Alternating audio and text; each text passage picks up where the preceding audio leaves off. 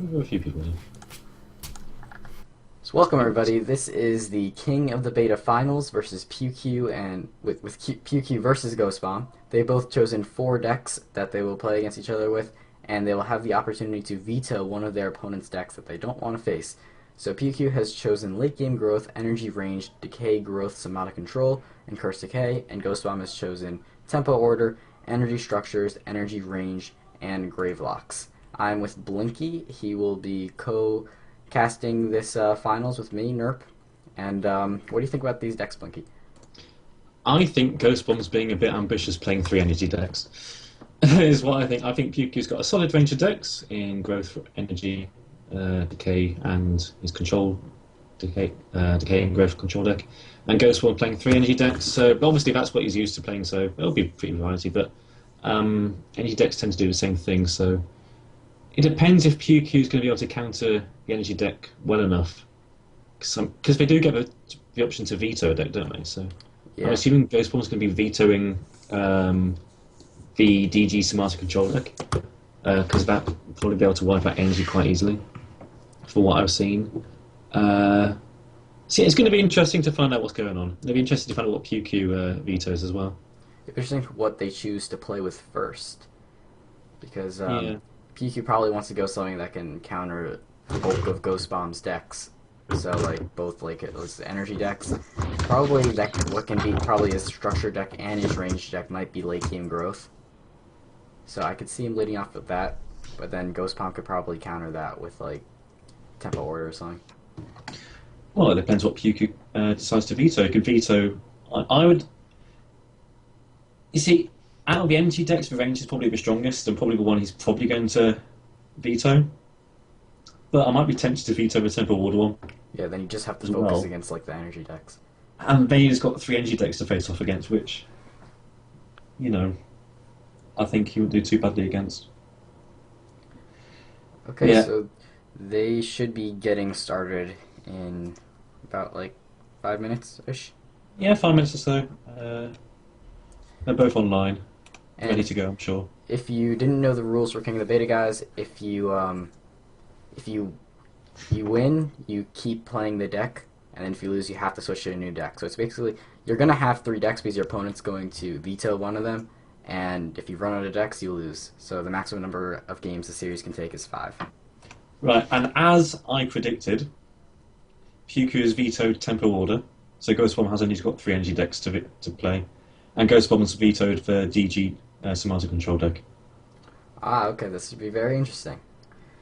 So PQ with because he vetoed Tempo Order, what do you think he's going to lead off with? Uh, um, Probably. I think he wants to save his Curse Decay deck to counter the Gravelocks. Yeah, Uh, Growth is kind of his go-to deck to beat energy still, I think. Um, but I actually think he'll go with his energy range deck. yeah.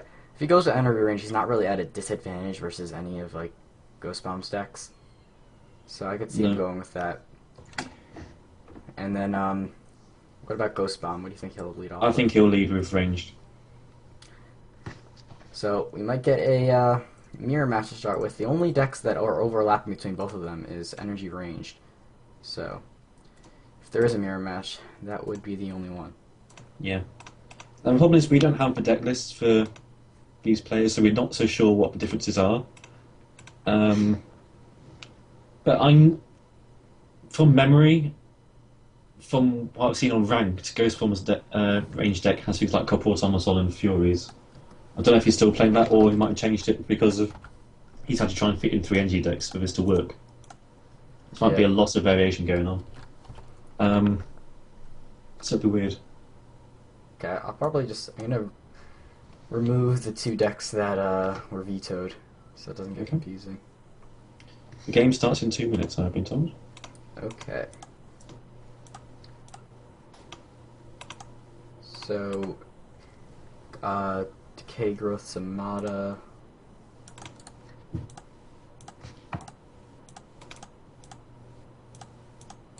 And Tempo Order. Yeah.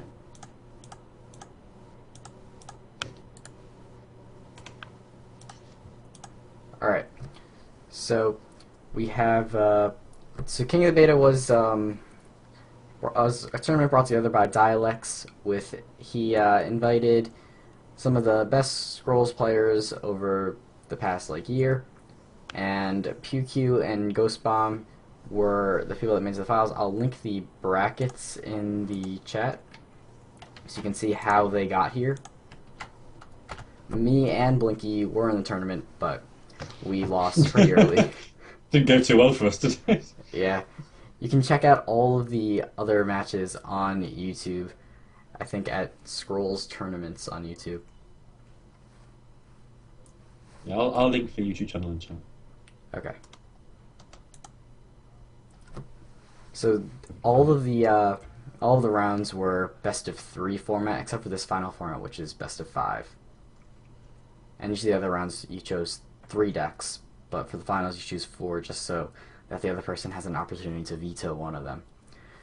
So that's why it's a little interesting, because you can, like, if GhostBomb maybe was playing his like best deck throughout like the first 3 rounds, and then PewQ can just not let him play it in the finals. But PewQ did take down GhostBomb's order deck, so I think that was a little surprising, because energy range is probably GhostBomb's biggest threat.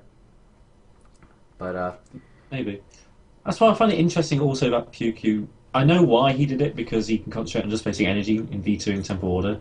But the decks PewQ has do counter tempo order quite well. Curse, Decay, and Ranged are favourable matchups for that game. So yeah, so I'm going to say surprised that he vetoed that in that regard. And I guess it's not that weird that GhostBomb vetoed what he chose to veto. Growth, Decay, Samana, something that PewQ has been playing a lot recently. He was just like one of the ladder like last week with that deck.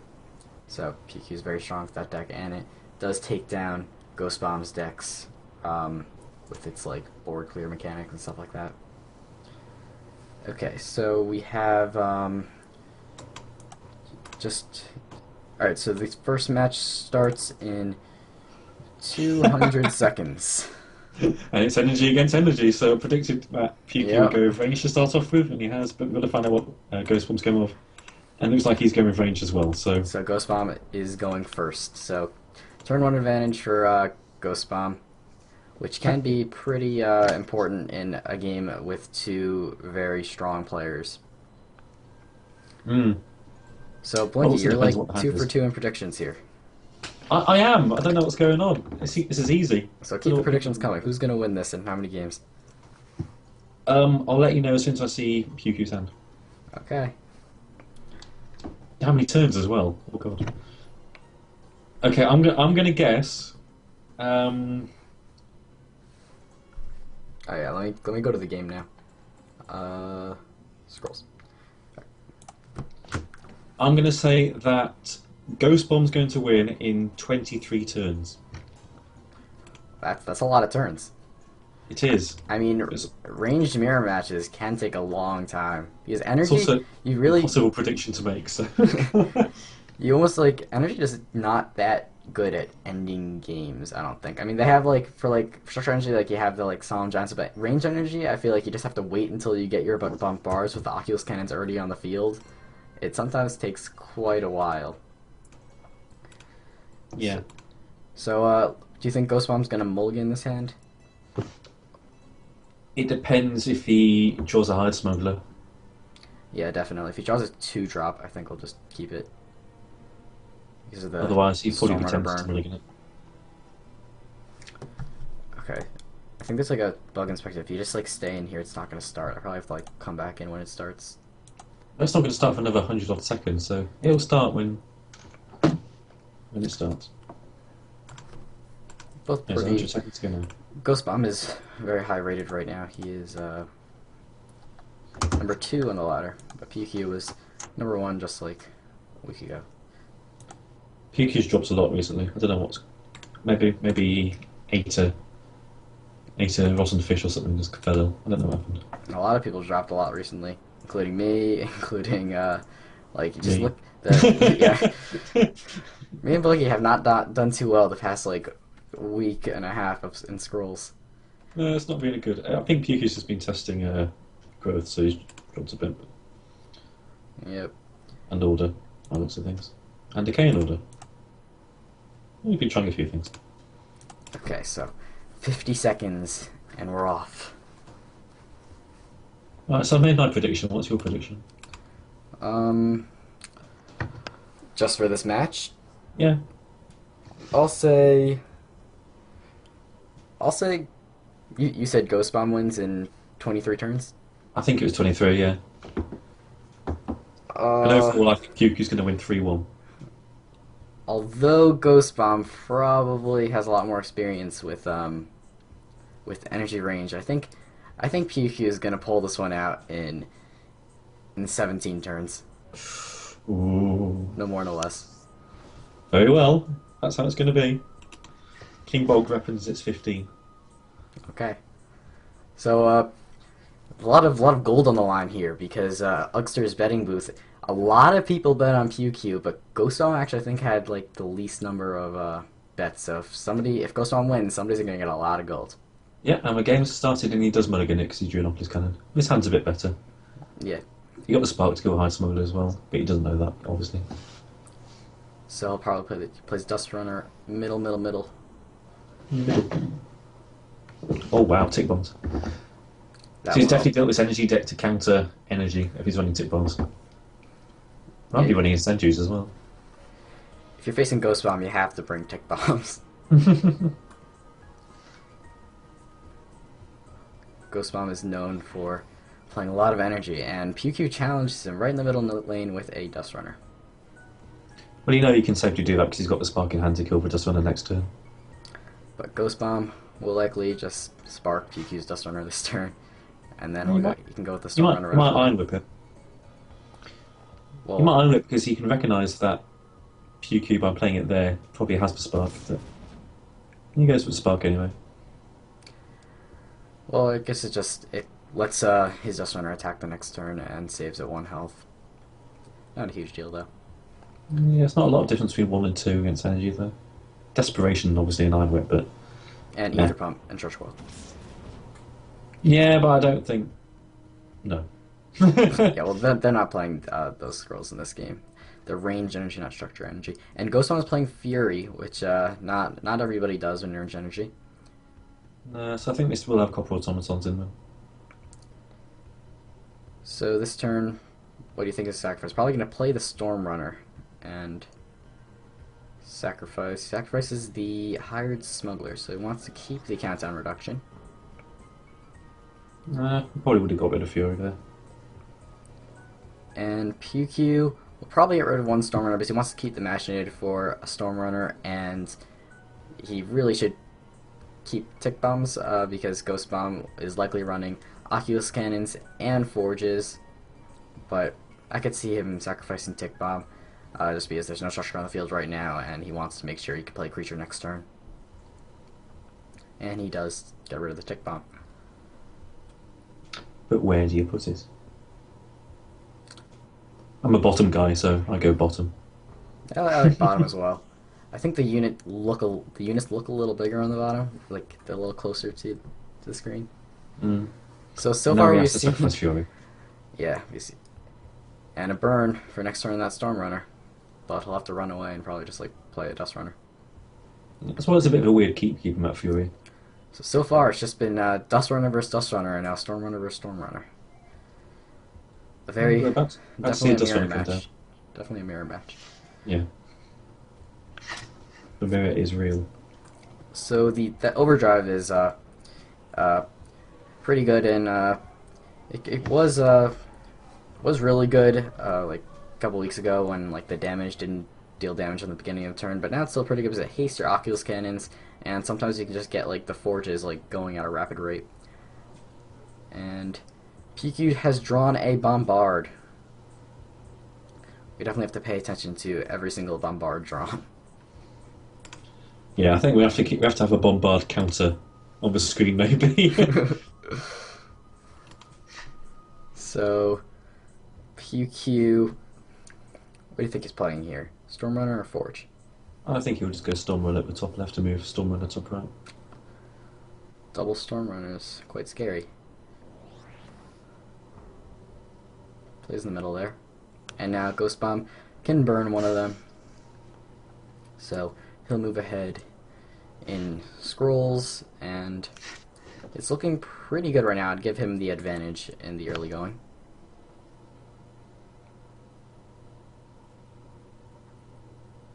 And does he burn the one that's attacking next turn, or the other one just moves away from the one that's attacking? He burns one that's attacking.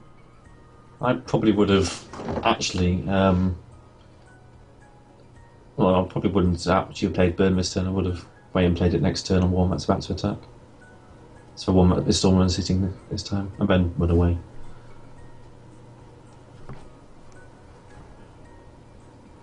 And PewQ draws an Oculus Cannon, but he's only at 3 resources, so it will be a little bit of time before he can plop that down with a Bombard.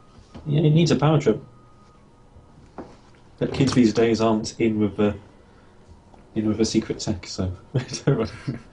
I don't run Power Trip either. I don't know. But, so, PewQ, I mean, he probably wants to keep the Machinated Bombard and Oculus Cannon in hand, but then he would have really nothing to play, and he really needs to ramp up. So it's going to be a very tough sacrifice for PewQ here. He can't play, like, Bombard Machinated this turn. Doesn't have enough resources. I don't even know if he would do it anyways, because then you're just getting rid of one thing and wasting a Bombard. So, what do you think he's going to play? He's got to sack first. Sacks the cannon, which I think is probably right. He's just going to play the Forge in front of a Storm Runner, move the Storm Runner down probably. He's also got to think about Bombard Machinated on that Storm Runner, so it's a bit dodgy. And PewQ is running the Hired Marksman. I actually think Blinky, you got people into playing Hired Marksman. Oh no, that deck was awful.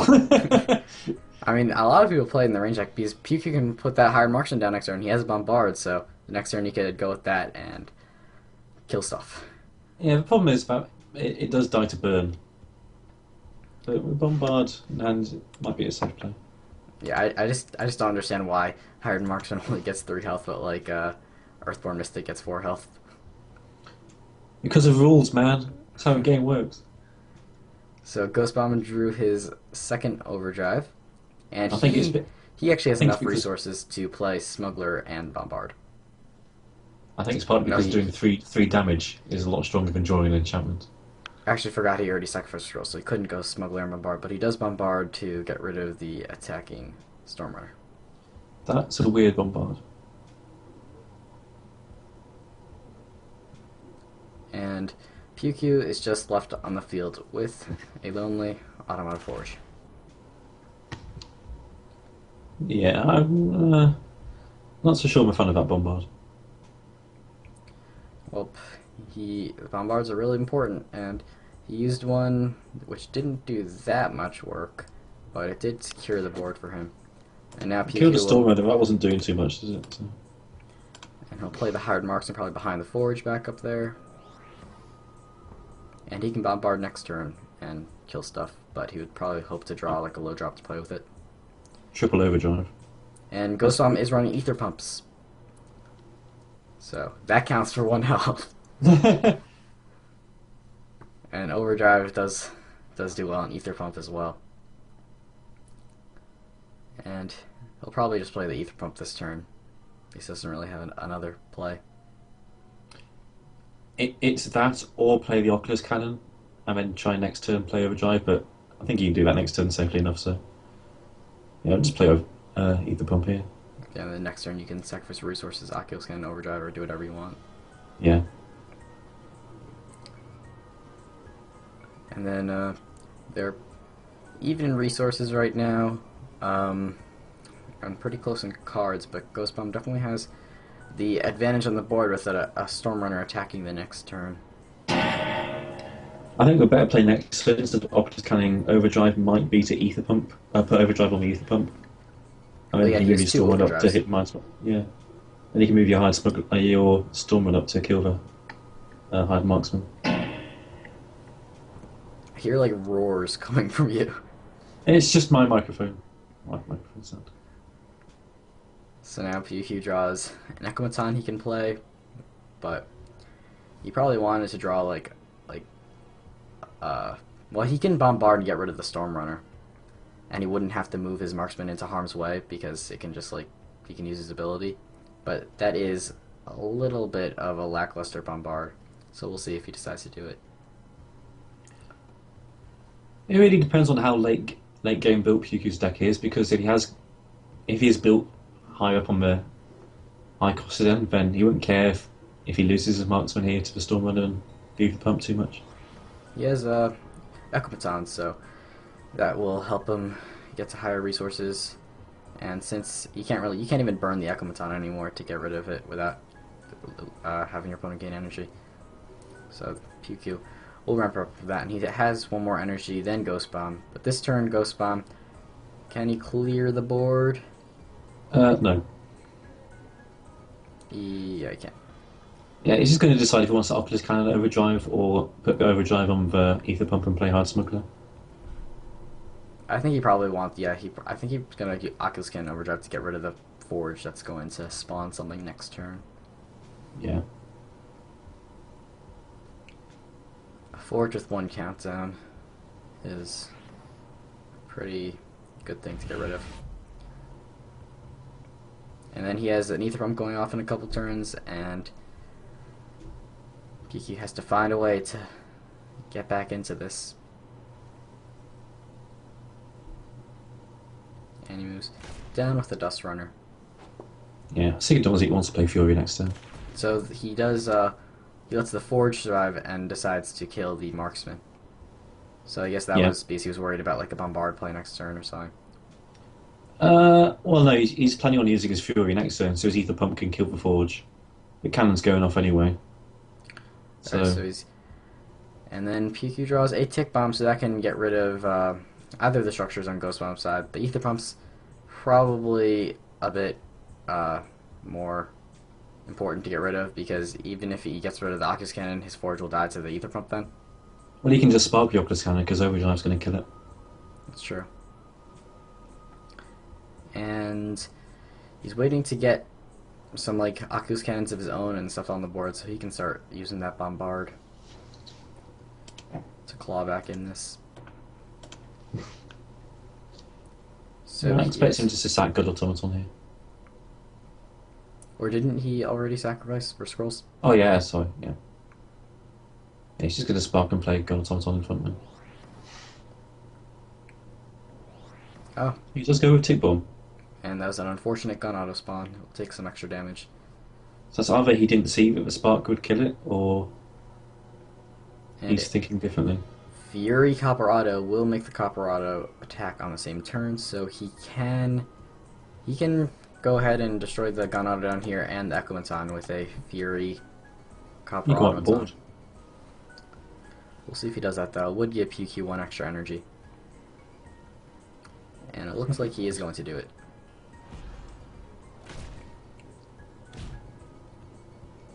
And that is a round 9 board clear.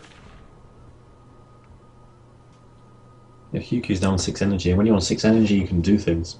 Like Storm Runner Bombard, Oculus Cannon Bombard. Yeah. And he gets rid of the Master, but he has a Storm Runner Bombard now. So I think we'll probably just get the cannon netted down though, and maybe spark the Dust Runner or something. Yeah, I think he will do. Because he can't really make any big play this turn because the Storm Runner has 3 health. He got rid of that Machinator, which would have worked really well with the Storm Runner or the cannon, but he opted to keep this spark. I think he's more likely to play the Storm Runner with the Cannonetta there. I think he would actually wait to, like, just have a surprise Storm Runner. But then it kind of restricts his options, like, the following turn. So we'll see. He's thinking about this turn, what he's going to play. He really doesn't have to worry about the Oculus Cannon anymore. It's just going to do some extra idle damage now. It'll blow itself up soon enough.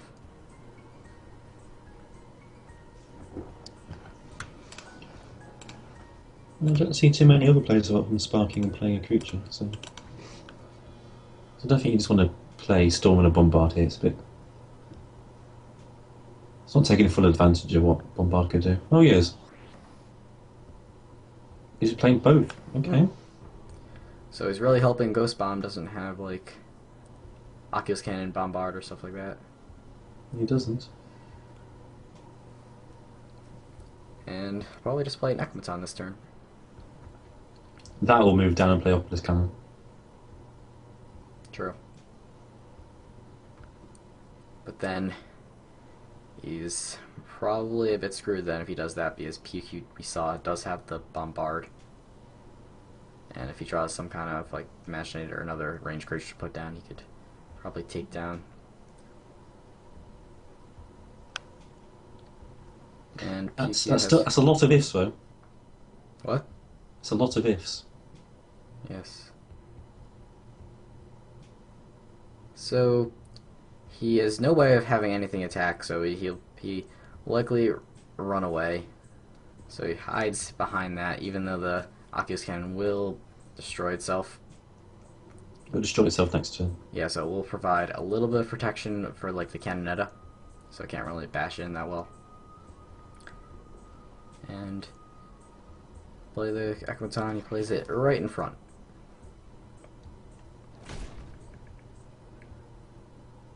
And PewQ draws a Forge, and we'll see if he sacrifices it or the Spark.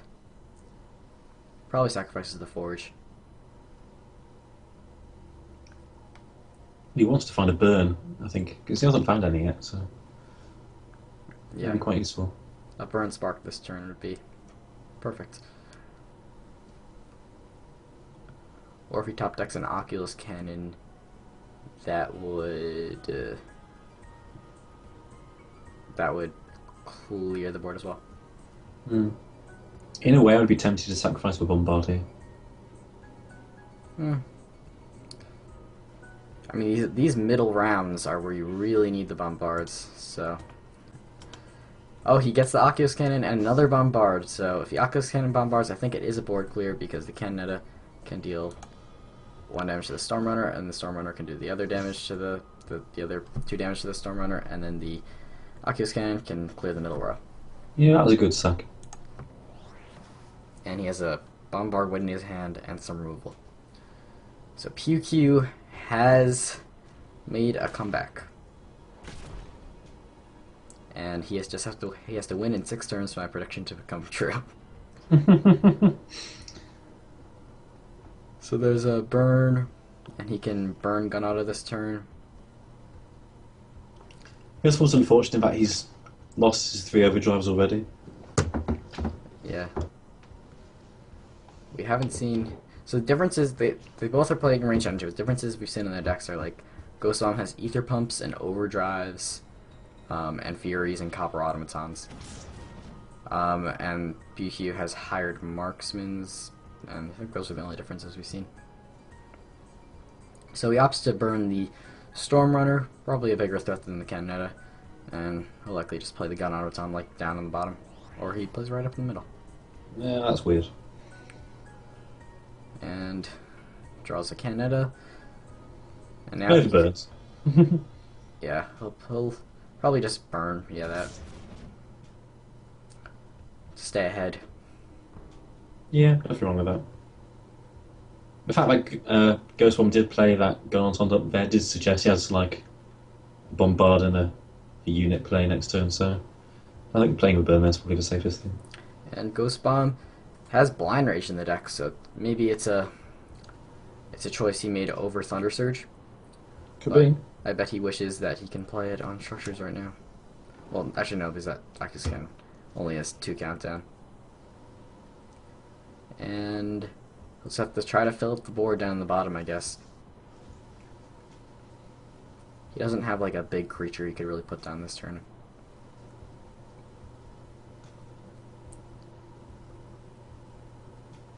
And He's got Iron Whips. yeah, he has Iron Whips too. I guess if you're gonna run Copper Automatons, Iron Whips isn't a bad option, because you can make them attack on the same turn like you can do with Fury. And now PewQ draws a Hard Smuggler, and can he clear the board this turn? I don't think so. with a I don't know if bombard. you'd want to. Yeah, those guys down there are not very threatening. He might just, like, he could burn the gun automaton and sacrifice resources and play the Canada somewhere up top. That might be the play. Yeah, I think burn, see what you draw, and then either sack it with scrolls and play hard smuggler, or sack it with resources and play Canonetta. Yeah. I At this think point, I'll probably be looking to get my hand full, so I'll be probably sacking for scrolls and playing my hard smuggler. we'll definitely see what he draws first. So he burns the Dust Runner instead. Interesting. Yeah, that way it can't kill his Canonetta when he moves it down. And he does sacrifice our resources and probably play the Canada right in front of that Canada. Or next to it up top or something. Plays in front. So now PewQ has a piercing row right in the middle there. And GhostBomb is very scared. He needs to find a way to come back without having his overdrives. Gets Blind double ranges won't be range. too bad here. Yeah. Gets rid of one of them. And doesn't have a huge play. He could Iron Whip his gun automaton and take down a Canada, but then that would just the Oculus cannon would go off, so I don't think that would be a great choice. He might just try to just get a forge going and hopefully it can get a bunch of value. Like in the bottom.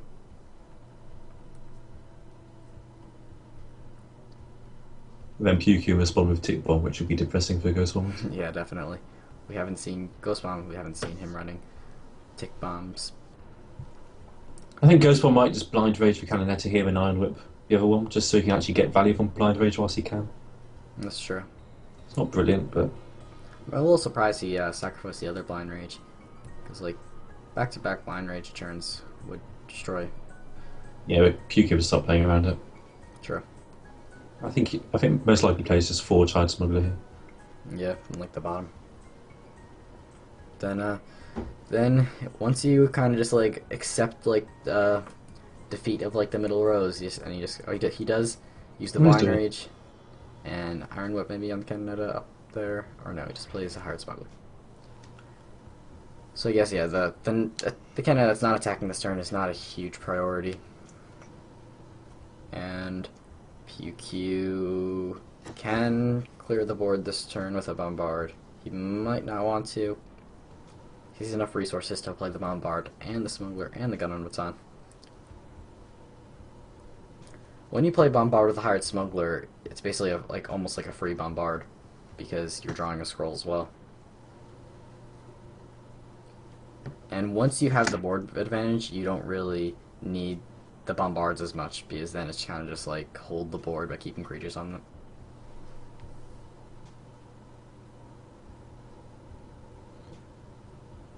Just trying to work out what PewQ might do this turn. I think you just go Ekimaton, Gun Automaton. Yeah. If he had, He's also got to play around Blind Rage with Thunder Surge though. yeah, if he had one extra resource, I think he would bombard with like Dust Runner, like Gun Auto, and Smuggler to get a scroll, and just smash into the idols as well as clear the board. But he moves down. He's going to bomb up now. Yeah.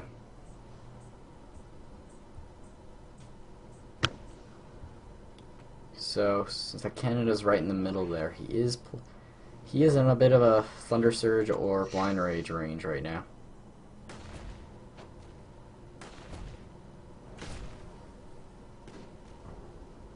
But now GhostBomb has another cleared board. Yeah, he sacrificed positioning for getting extra damage from the Canonetta, which I'm not too sure if I agree with. I think High Smuggler and Canonetta should be the other way around, and High Smuggler can be one place back. And now GhostBomb wishes he had the other Blind Rage.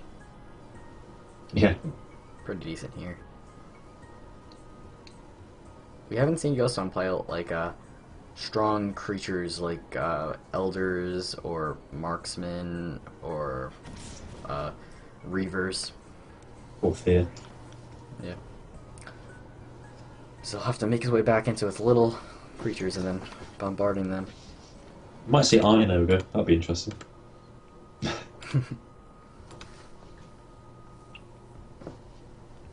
So now he has 2 Akumatons in hand. He's probably just going to sacrifice. I don't know what he's going to sacrifice actually. What do you think? Yeah, we'll sacrifice an Ekamaton. So he is ahead of GhostBomb in resources, and he has the control of the board.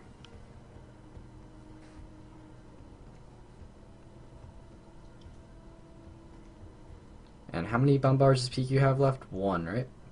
Yeah, I think so. And there he has it. Sacrifices for Dust Runner. And he I gets would have kept bombarded. a hold of that. Would have kept a hold of Dust Runner, then you can combine it with Bombard. It's pretty powerful. True.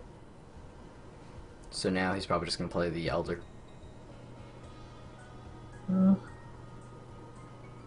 Might do. If your other option is to play Ekamaton, and next turn you can go Elder Bombard. That's true. Chances are he's going to draw like another range creature next turn though that he can use to play with Bombard. Maybe. He has his units all separated and spaced out. Not anymore, but they're at 1 captain, so the blind range wouldn't do too much damage. And GhostBomb wants a Bombard because he can play with an Oculus Cannon. It wouldn't really do that much. It's gonna be very hard for GhostBomb to claw back in. I guess Copper Automatons and Furies can help.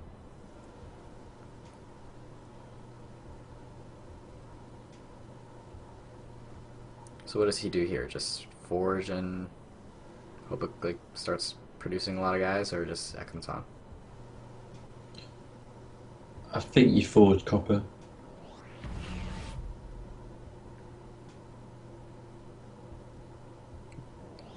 Okay, so that Elder is facing some threats. So now PewQ might use his Bombard this coming turn to clear up the mess.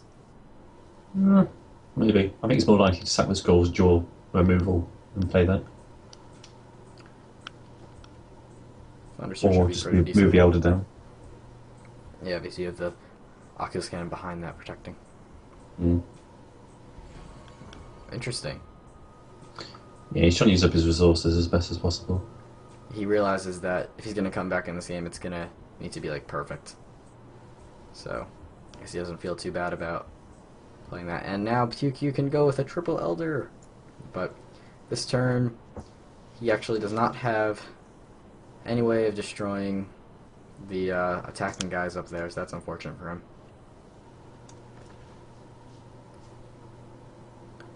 So you think he just goes to the middle and plays like a Elder Gunamaton or Ekamaton in front of the Elder and hopes that GhostBomb can't really destroy everything in that row? I think you have to play the Elder in front of the Elder. And then move everything out of the way and play Gun Automaton somewhere like up top. True, because the Ekamaton and Gunamaton can just be burned away to get to the other Elder. That and the Copper Automaton would just kill anything in front, and the Gun Automaton would kill the attacking Elder. Yeah.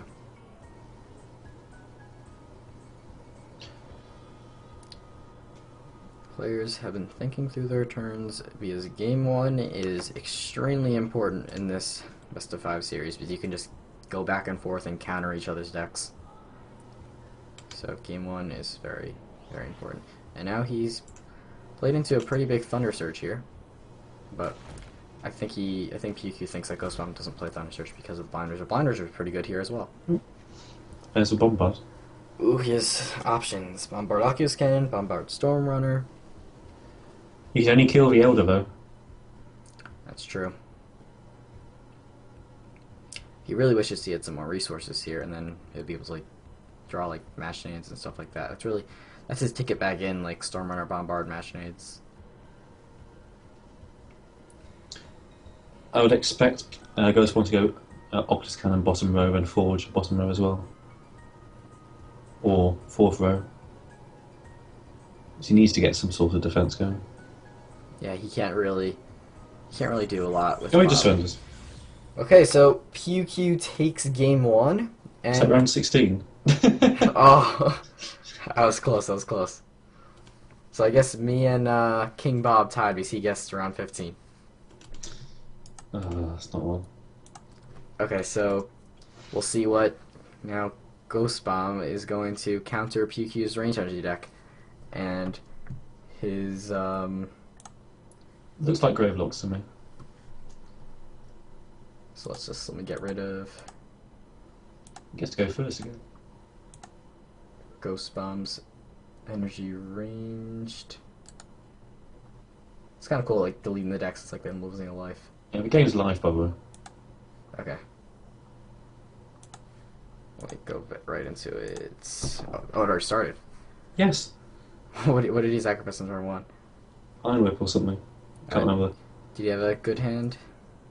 Don't know, you usually get on and watch it, don't you? I thought there was gonna be some like spectate time in the middle of it. No.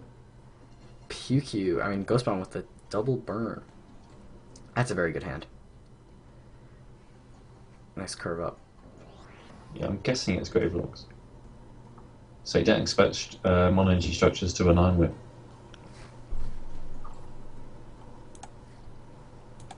Okay.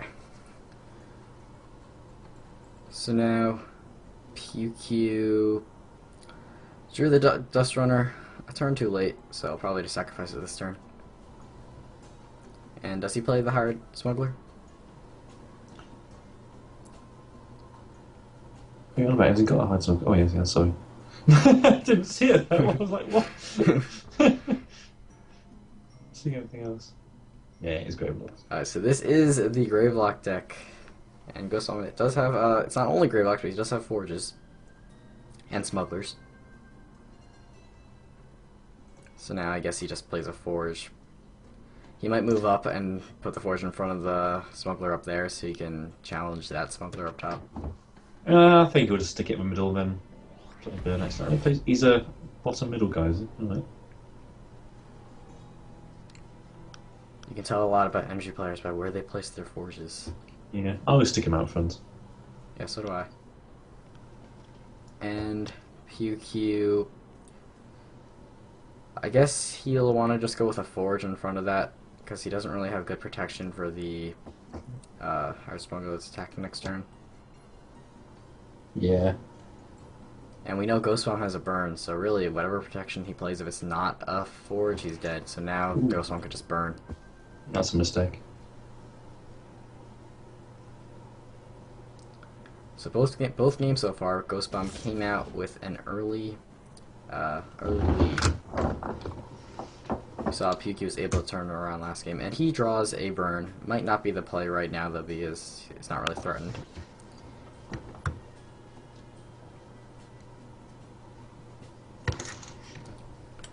So he'll likely just start to get units down, Dust Runner and Storm Runner.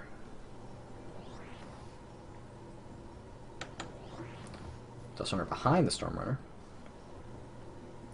GhostBomb has power trips in this deck. Yes. Good lad.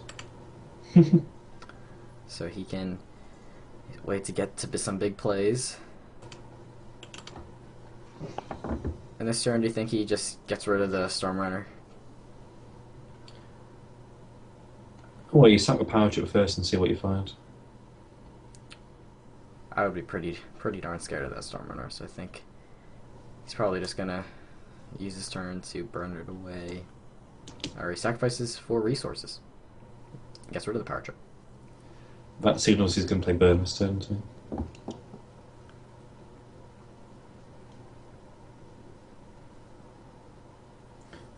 Although, if you're going to sack resources, you probably should have played burn first. So now he's going to go Ekimaton. Well, Yeah. there's the Echomaton, and he'll probably just move away with the Smuggler, but the Storm Runner can still reach it if there's like a Bombard play. So the first 2 games here are both energy versus energy. And PewQ draws a Tick Bomb. Oh, that sucks because he would really like to keep both those scrolls. He has the Tick Bomb to get rid of the Forge that's spawning Gun Automaton the coming turn. But he would also like to burn that Hired Smuggler. I think you can burn a Hired Smuggler, and then you can keep the tick bomb by sucking whatever you draw with burn. Yeah. So then you are letting one guy spawn. Yeah, it's not the worst thing in the world. And there's GhostBomb's Echomaton going up to 3 attack.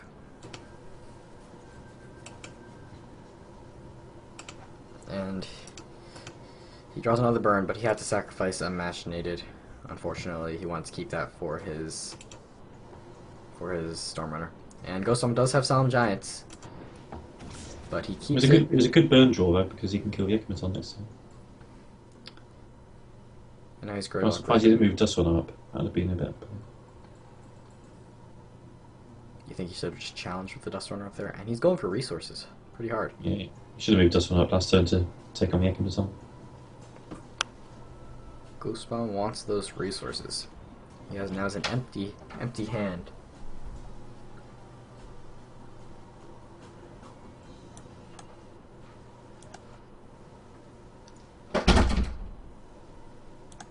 Okay. PewQ's gonna have to sack resources here as well because he's falling behind. Yeah, he's only at 4 right now, and he doesn't have the board control. Do you think he just plays? Well, what's he gonna sacrifice? He burns to see what he wants to sacrifice, and I guess he's just gonna Dustrunner.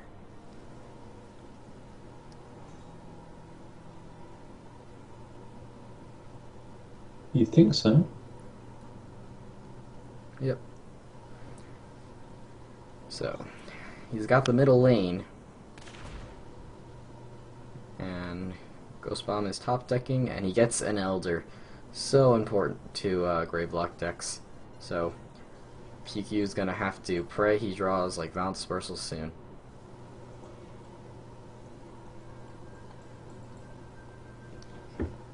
If PewQ runs Violent Dispersal. Yeah, I don't even know if we saw that last match. I mean, you assume he would do. It seems pretty standard. Yeah. But energy decks are being bit weird now. Yeah, there's a lot of versions of range energy and stuff. But yeah, guys, if you didn't know, when in this format, if you win, you have to use the same deck the next round. I know there's a bit of confusion with that in the past casts.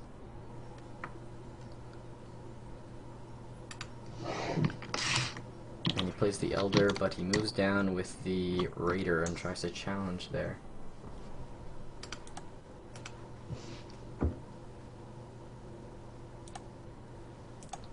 And now PewQ doesn't have anything he can really do here. He's kind of stuck with losing at least one of his Dustrunners.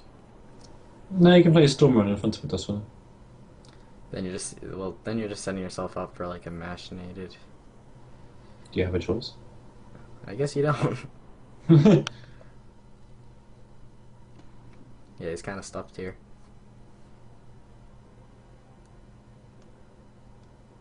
He only has 5 resources, so he can't even go with like a Stormrunner and a Tick Bomb.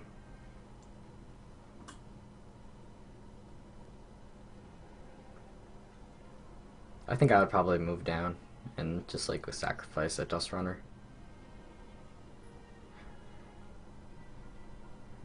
Because I think it's a way he can come back into this is with a Stormrunner Machinated, so I don't think he can like give up a Stormrunner. And he does that.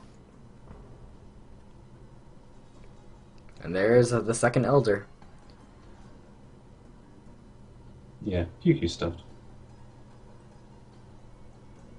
But GhostBomb doesn't have a way of destroying the Stormrunner just yet. So we could see a Pump of the Forge and an Uhu this turn, or just another Elder. And he does go with the Uhu. And gets rid of one of the Dustrunners.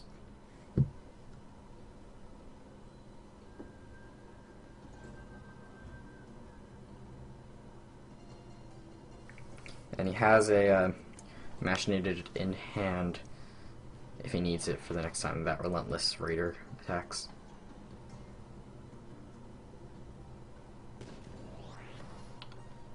So what is PewQ trying to draw now? Oh, he has got violent dispersal. That's probably what he was trying to draw that to. Yeah.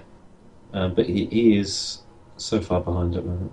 He's gonna need a series of violent dispersals and then just like mash it on the Storm Runner.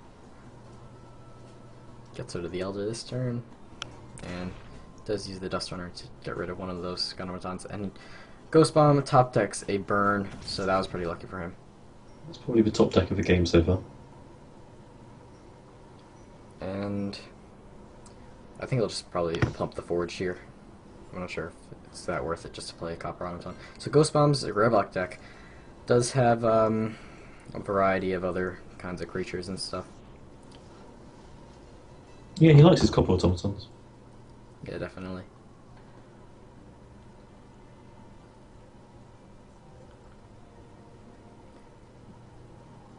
And he just pumps.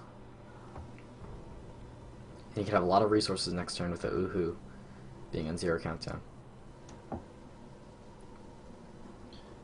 Guess I'll probably draw Power Chip next turn as well. I've got a feeling.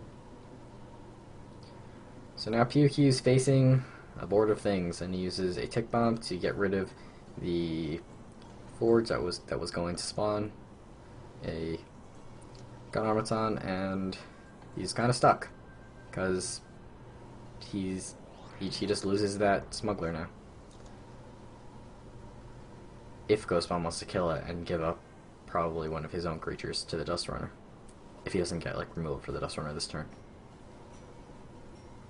But he does have a Fury, which means he can use the Copper Automaton with Fury to get rid of that, but I don't think that it would be that worth it using 2 scrolls to get rid of 1 scroll and you already have the board advantage. I think you just like Uhu here for scrolls and see what you draw. Yeah, because you can't put the 2 uniques on the board at the same time, so it's not a huge reason to keep them in your hand.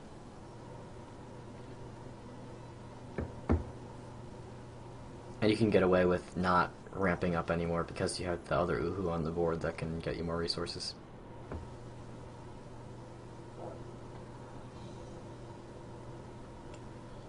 Yeah, PewQ's down on resources and cards and board. It's not looking good. Here's resources. Is that a misclick? Maybe he forgot about... He does use the Uhu, and now he has 6 resources.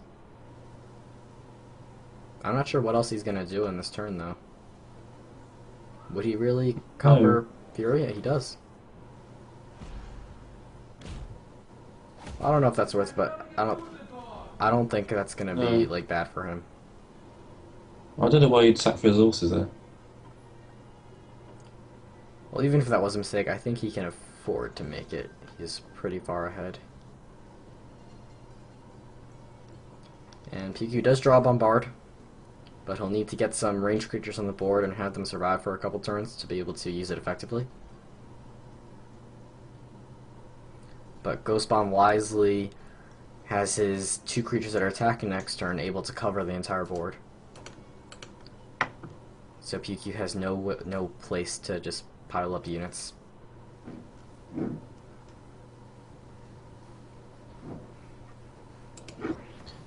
Yeah, you play him up there because Uhu can just... It's for that might not attack. Yeah.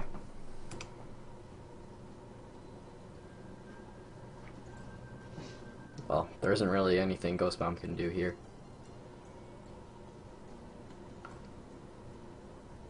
We'll play Machinated, I guess. Might be better off just playing Thunder Surge. Yeah. Both plays are just like... just destroying that one. I think playing with Thunder Surge is probably best when you can play Machinate on the Raider next turn. Honestly, I'd probably just play nothing. He plays the Thunder Surge. It's always cool when it just zaps one unit. It looks like a little lightning strike, just like nailing it. Yeah. I wish that's what happened when he played Spark. I just thought it'd be a cool attack animation for a creature. Yeah. So he uses the Thunder Surge to get rid of that one little guy, and there's the second Bombard. So keep both of them. And PewQ has Gravlock Elder of his own, which he plays, but now GhostBomb has a Machinated and a Fury. But An Elder. Elder Machinated does clear the board.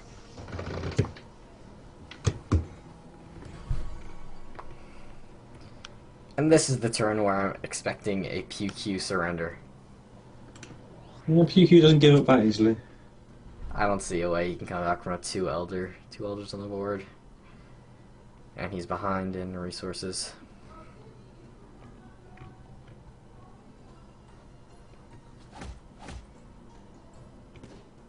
But yeah, it should be game. And there he goes. So this series is now tied at 1, and I won't make the same mistake this time because it will probably just start right away. Well, hang on, what's going on here? What? The next game is showing PewQ is having decaying growth. Well, yeah, PewQ just lost. Yeah, but that deck was vetoed, wasn't it? You're right. I wonder if PewQ knows that. Should we just whisper him to make tell him that? I'm just gonna whisper him wasn't your decay, but that could be good.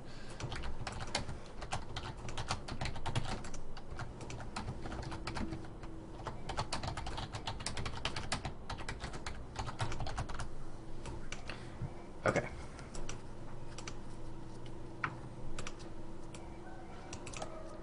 Yeah. That was vetoed. PewQ had to choose late game growth or curse decay.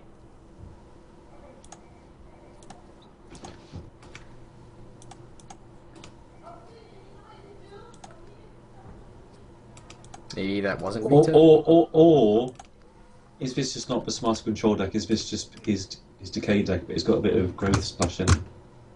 Maybe.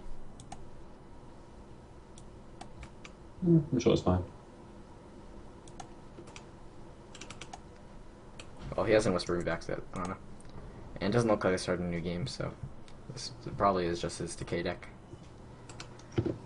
Maybe he has those roads in there for like if GhostBomb were to counter with like a growth deck with like ancestral totems, he can easily get rid of those. And also roads do well against energy structures, but it does take quite a few of them to get rid of like forges and stuff. Well, they did until they changed the curse interaction with damage, which I don't think was a good change, but that's a different topic. It's a topic for another time, I think. Yeah, PewQ says this is his curse control. Oh.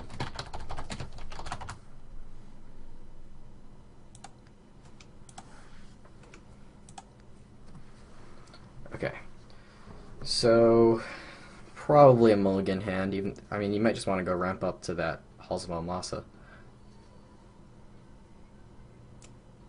Yeah, we'll definitely mulligan this hand.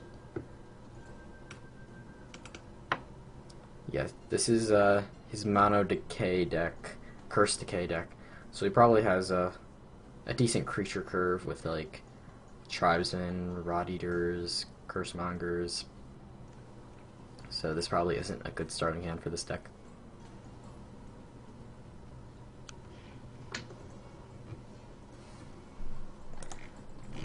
So he might end up just using. So I mean. GhostBomb, so what's GhostBomb playing? He has to be playing the same deck he was just playing, which was the Gravelock deck. Yeah. And Gravelocks do struggle against curse decks, because obviously they're all Gravelock types. Yeah. So for a curse control deck for PewQ, it most likely has just like a lot of just Infectious Blight, and then a lot of curse. You know, Baleful Witches, too. Yeah. Curse Presence, Bloodline Taint, Baleful Witches, Infectious Blight, Brain Lice, a lot. I haven't seen a lot of Brain Lice with these decks. I think I'll have a couple of Brain Lice in there. Did it start? There it goes. It started. Starting soon. Well, he just drew the scroll. So Yeah, he might actually keep his hand now. He's drawn Soul Stone. yeah, because Actually, I think he will do. that'd be great if GhostBomb. Oh, he does mulligan, and this is a better starting hand. Much better. This also would have been good if you like GhostBomb played a Raider. Yeah, he has got Brain Mass though. Gets rid of this 2-drop. Interesting. Tries one. Yeah, he likes to play him very, very controlling. So he doesn't care about getting board presence too early. And probably GhostBomb against PewQ's deck probably wants to get those forges out, so this is probably a good hand for him. Yeah, a very good hand. PewQ might have a problem dealing with the forges spawning so many. The erodes just won't be enough to really take it down. Are you thinking about it? I think he'll keep it. Because I mean, he could also just go with a guard next turn. Yeah.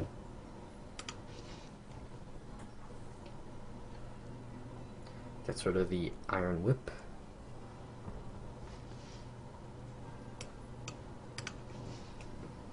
And now PewQ probably wants to keep both of his Oblivion Seekers. And I guess he'll just probably sacrifice Brainless.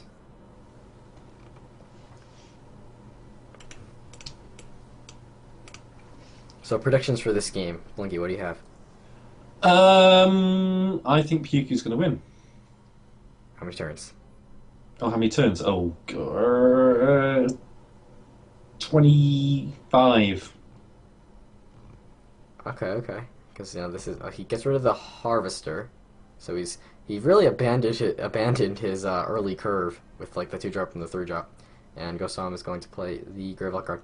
But I think yeah, I think he just had to choose PewQ for this match because his deck is a nice counter for GhostBomb's deck.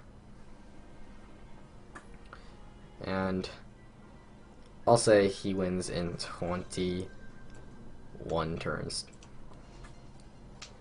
And PewQ draws a Baleful Witch, which he won't be playing. He might just sacrifice it for resources.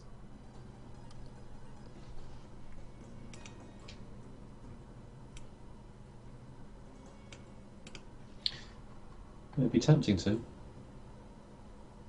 It is really, really good with Curse. Against Gridlocks. Yeah. So yeah, PewQ does run Brainlace, like you said. Those are sometimes a lot of people don't run them. These are their 4 costs now, but they still draw a scroll and they're pretty decent. So GhostBomb's gonna get down his first forge. For people that just want to see, we're gonna write down on the screen the score. So right now it is, what is it, 1-1? It is 1-1. Okay.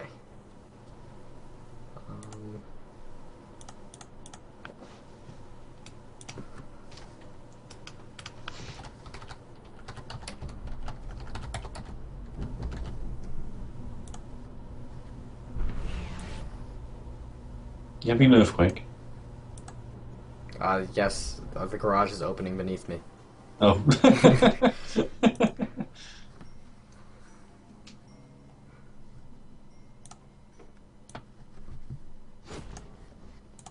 Okay. So now he has both forges on. He puts them in the back. I guess he really wants to protect those pieces. I think he knows that those are going to be really important in this match if he can hold on to them. The gun automatons will slowly tick away at those idols.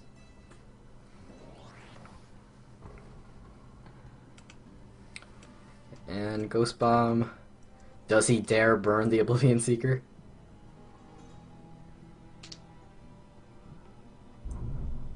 Nah, you just pump a forge. You pump the bottom one, right? So you can get the gun automaton faster? Nah, pump the top one. Why is that? It doesn't. Okay. It doesn't make a difference, really.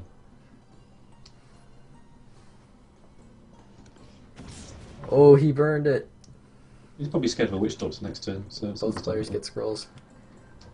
He has a bounce dispersal for if there was a witch doctor to come next turn, but I don't think PewQ had one in his hand. We don't even know if PewQ has them in the deck. And there he can go with Halls of Oamlasa and start the scrolls coming. Start the fun. You'll sack royalty to here. Yeah, it's energy. That it's just a burn target.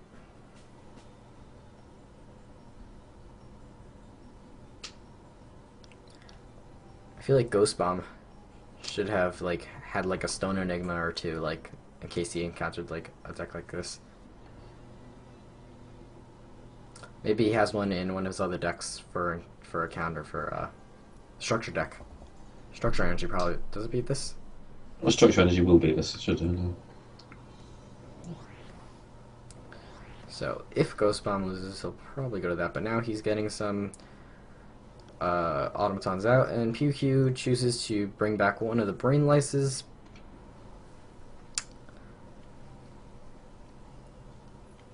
And does he just get a Oblivion Seeker out again, or he goes for a brain lice and a harvester?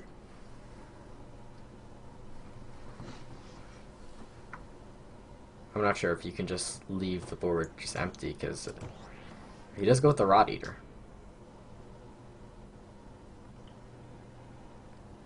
And GhostBomb has burn.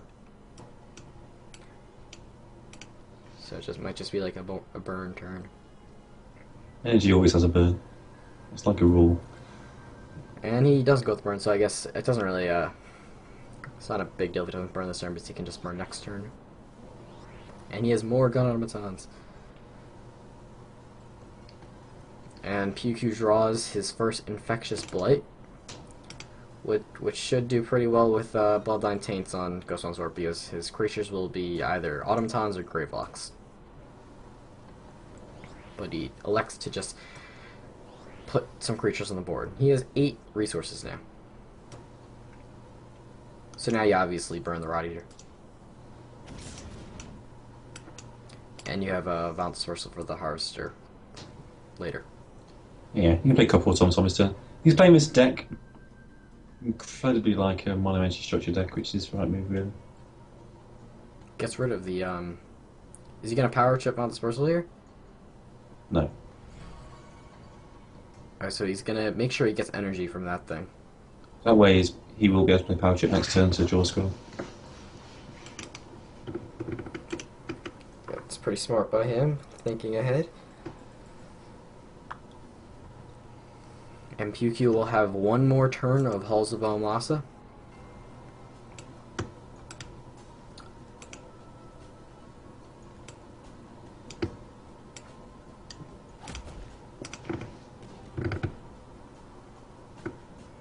And let's see what he keeps. PewQ draws a Necrogeddon.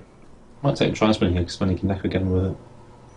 That's true, and he'll get scrolls from the Oblivion Seeker dying.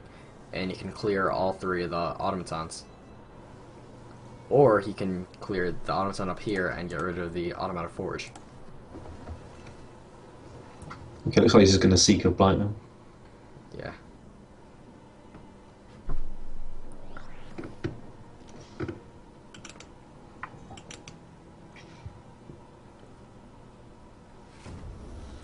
And does this guy have any curse yet? No.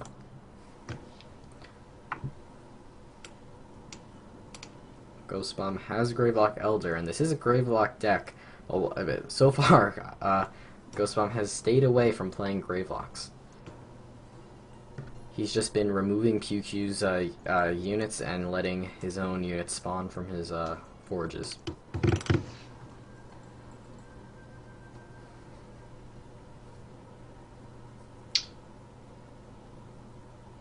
So, Squiddy says go for the idols. Do you think GhostBomb should just go straight for the idols, or? I don't think he has to. I don't think either player has to. I think it's got to be I think it's going to be a very long, hard-fought game, this one. Yeah, this one looks like we're in for a long one. Violent Dispersal gets rid of the Harvester. Not a bad play there. And I doubt he moves both automatons in the middle to destroy a Oblivion Seeker. I think I'll just ping down the idols a bit. Or no, is he going to take down that? No, he just deals a little bit of damage to it. And there's another Halls of Almasa. That should get played.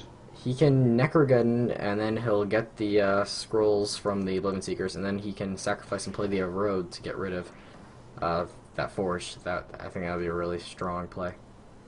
Yeah, that's a pretty good plan. You sacrifice a Rossi to growth. So I'll probably take down the bottom one because that Gondamaton's attacking. I think there's a big turnaround play. Ooh.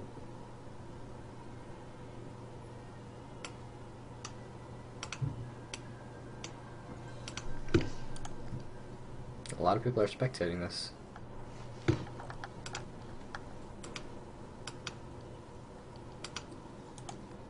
"17 people. 67 watching the stream." Oh, wow. The last time I looked at that, it was at like 19, I think. It didn't seem to want to update earlier, did it? So... I didn't have the Alstream it was covered by like OBS. I was just watching the stream from there. So he does go that, and now PewQ has a lot of resources, and there's a Blight going around on GhostBomb's board. And I'd put the advantage for PewQ right now. You reckon? Even though GhostBomb still has a Forge going off. Do you think GhostBomb Iron Whips to just get rid of the Blight here? Yes. Yeah, because then he can also just play the Freak as well.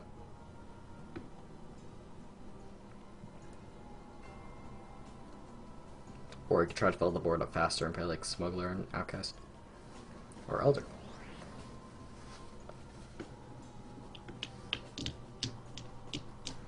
One interesting interaction with poison on your gray box is your freaks are attacking every turn. Yeah, that's true.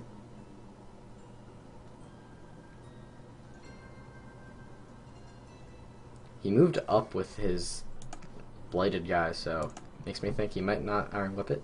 He doesn't.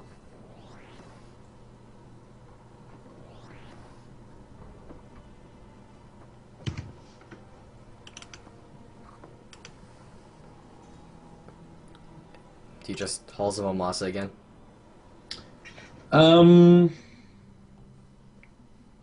I think so, yeah. You got to try and keep that going. Pretty much the only way he's going to win.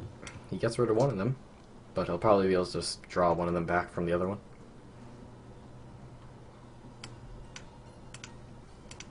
And this probably isn't a Bloodline Taint turn because the Infectious Blight will kill that gun automaton anyways. So, he doesn't have quite enough resources to play Halls and Volbean Seeker. So we'll probably just see like a Halls and a Rot Eater. You could Rot Eater or Necrogun, but I don't think you get much accomplished with that. Okay, so he does not play the Halls this turn. And the Blight jumps to one of the gun automatons. And a burn can quickly dispose of that Rot Eater, but he might elect to just go with like a Freak and Copperado and try to get things a lot more creatures, but he does burn.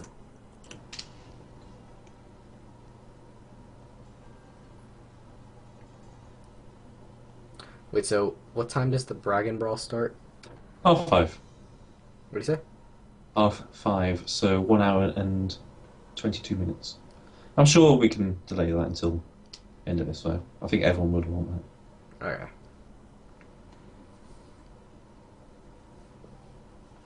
So GhostBomb is into the top 2 rows of the board right now.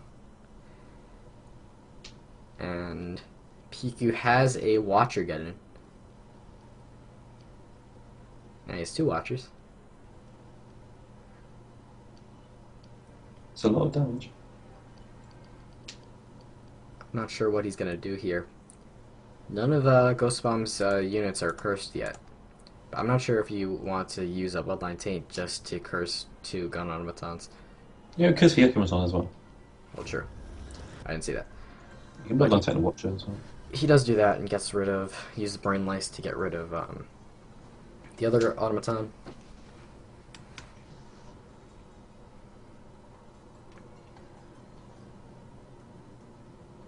Still holding on to that Halls of Omlasa, and he plays a Watcher. So that will just get him a little extra damage on the idols if GhostBomb uses removal.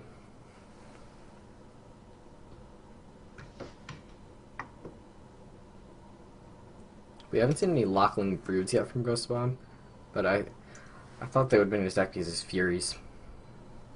But I'm not sure if they would fit because he's all these other scrolls like Power Trip and Copperados.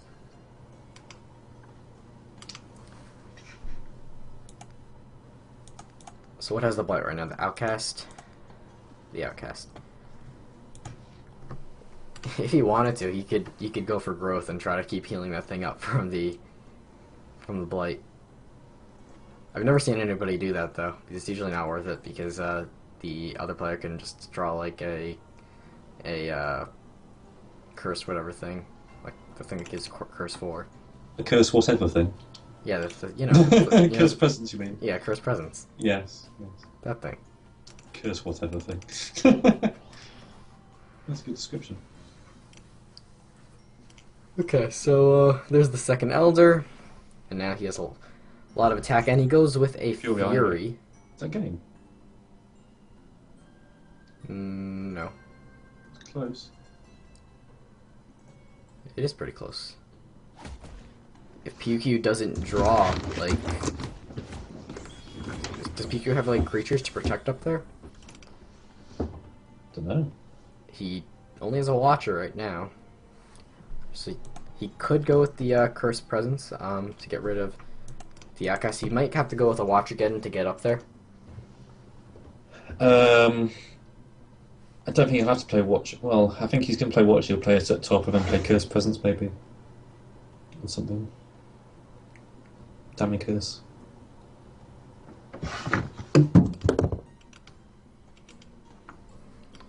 After that Erode Necrogun, I thought PewQ was going to take it rather easily, but here on round 13, GhostBomb is very, very close to winning. He might. I think he's just going to go Curse Presence on the Outcast, take out the Elder, and then defend up top. You can take out the Ekimaton as well, and you can take out that Elder. Actually, you can do a lot of damage here. Yeah, it does do a lot of damage. And you can watch a Curse Monk as well.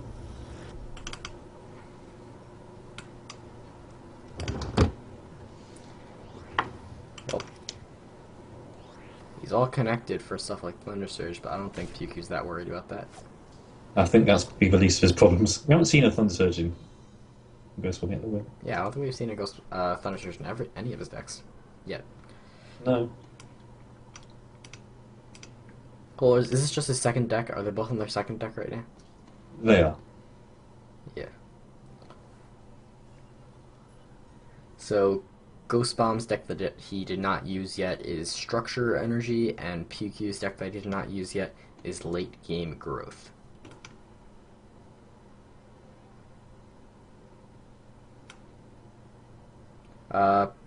The Overlord says that we have seen a Thunder Surge. Yeah.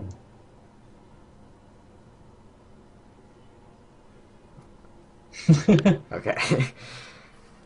From this deck.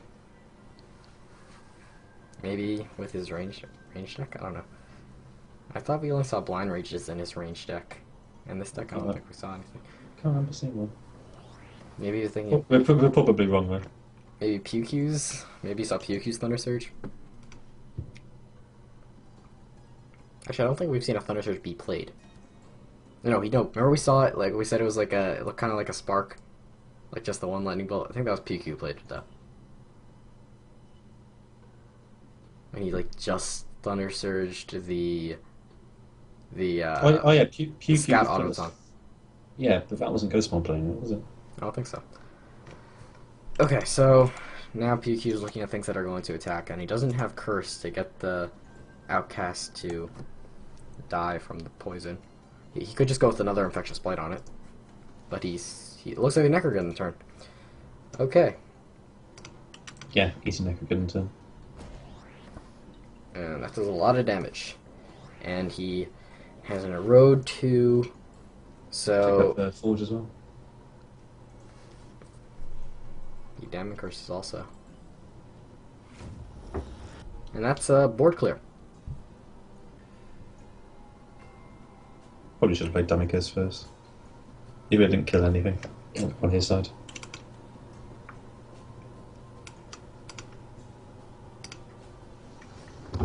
And all PewQ has left in hand is a Bloodline Taint. Those Watchers really disperse the damage. Yeah.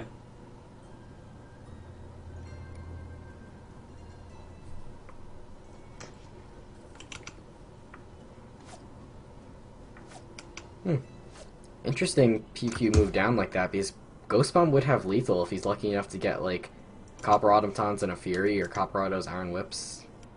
I think you're trying to protect the bottom there. So. True. And he's mashing it too. There we go, that's game. Oh, wow. That was wow. Wow. Well then. Took us all by surprise. That was quick. That was a turn. Okay. So Two. Okay. So, 2 all to go. we're all just like, okay, that just happened. GhostBomb has taken the third game, so now he's up 2-1. Okay, is the next game up yet? No, I haven't started it yet. They're still in awe from that last finish. They haven't started yet.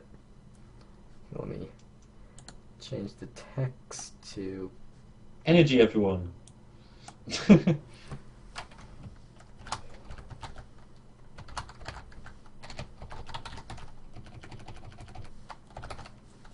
GhostBomb leads 2-1. Okay, game started then. Well, 228 seconds to go with. So PewQ had to go to his last deck, and GhostBomb keeps his Gravelock deck. So that was a big win for GhostBomb because PewQ tried to counter, but it failed. Well, I think this deck could probably counter it as well. Yeah, that's true. Yeah, he would have taken the win there. That's for sure. I don't think his deck was much of a chance to get Structure Energy anyway. So now PewQ has his back against the wall here. If he loses this match, he loses the King of the Beta. And GhostBomb would be the winner, and for PewQ to win, he has to win the next 2 matches, beating GhostBomb's Gravelock deck and the Structure Energy deck from GhostBomb that we have not seen yet.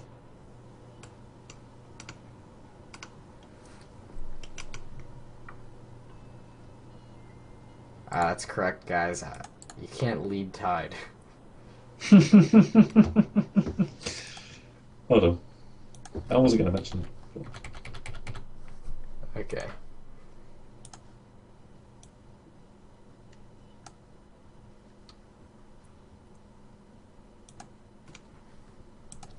Alright, so PewQ probably keeps his hand because he can go, even though it's a late game growth deck, I think he still wants a strong early game. He can go straight into Brave Mystic Brother the Wolf.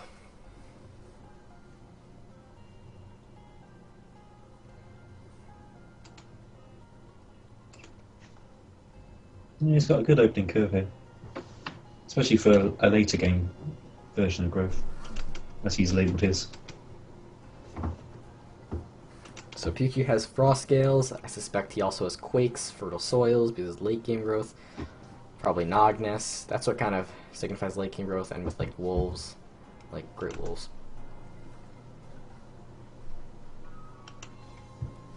And I think this is a pretty even matchup. I've seen Gravelocks just destroy growth because growth does not have enough like attack quick enough to get rid of the giant health from the Gravelocks. But if you can get a strong start, then GhostBomb is just kind of stuck. I think this match really just depends on, will GhostBomb draw his Elders and Freaks early on? see how many more seconds to start. Okay, guys, you want to see what sold in the black market? It was a wing shield for 554 gold. How much? 554. That's disgusting. That's what you gotta do. You gotta go to the price. You gotta go to the price tab, see what's, search for the only uncommons and commons because that's how you have the biggest value of what it should be worth. And then you just gotta sell those. No, I'm doing my black market strategy, thanks. About 300,000 up now. You 300,000 gold? Once they're sold, yeah. Well, I have 270,000 gold right now. Congratulations. Do you have about 2/3 of your scores as tier 3? No, I don't. Right, then go away.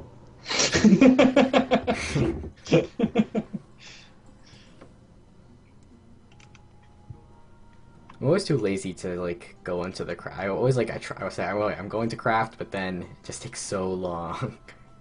It doesn't take long. It takes forever. Mm. And there's also that really annoying bug where when you drag the scroll into the crafting menu, it gets stuck on so you have to push it in more. You know what I'm talking about? I'm coming across that one, but the game's starts now. Gets rid of the frost gale, and GhostBomb has a good starting hand also. You can probably go guard right into outcast or forge, or smuggler instead of the guard. I think since he's playing growth, he really just wants to get those grave locks out. The more health. Yeah, so he gets rid of the smuggler, planning on a guard turn 2 play.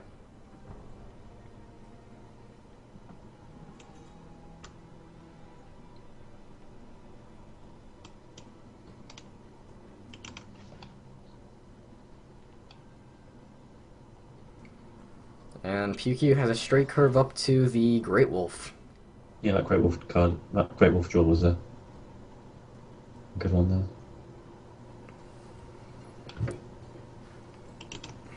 So does GhostBomb sacrifice one of the guards here and just plays the other guard on the bottom? No, he gets rid of the... Was that a machinated he just got rid of? I think so.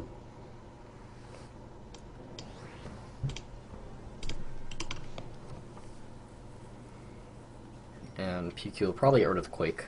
Yeah, he does. And let's see if he moves down and tries to challenge that Gravelock. He might just try to rush idols and just try to get the middle idol as fast as possible. But I can see him moving down as well. He does move down.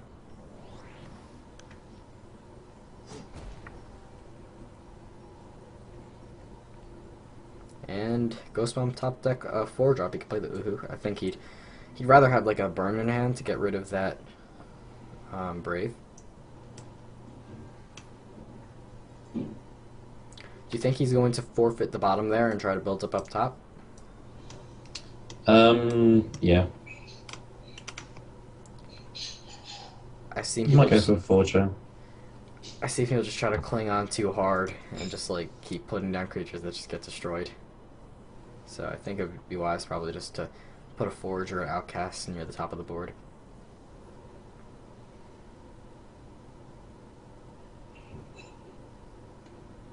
Let's see what he chooses. Do you think Outcast is the least valuable Gravelock right now in Scrolls? Probably is, right? Could well be, actually, yeah. So he just plays it right there. Well, that's weird. So if PewQ was lucky enough to draw a Racket Wolf there, that would be pretty good for him. But he doesn't test his luck sacrificing Scrolls. He just wants to go straight up to the Brother of the Wolf. Might just move up here. Not a bad option. And I'll probably play the Brother of the Wolf in front of the Mystic and move everybody back. And he might just move up and run away from the guard that's attacking.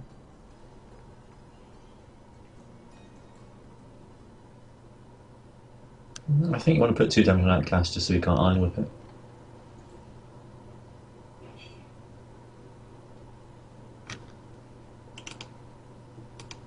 Sure, getting that down to 1 health would be good for him. This is a late game growth that we have not seen. Oh, he moves down. Plays it like that. Well. There's the iron whip. or Fury. What if he had a Copper Auto right now? Would that really do much? Yeah, it would. Wouldn't show the Brave. Yeah, it would do a few things. But since he has no way of getting rid of that Brave, I don't know if he's really an Iron Web. He might just go with like an Uhu or a Forge for nice protection right there.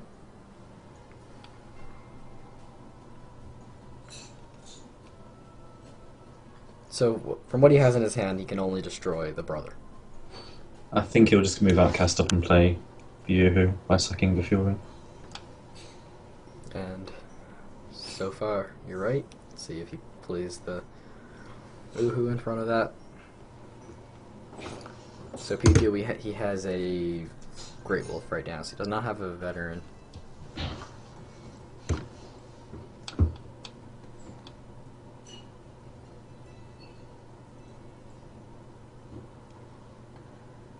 And he plays the Uhu.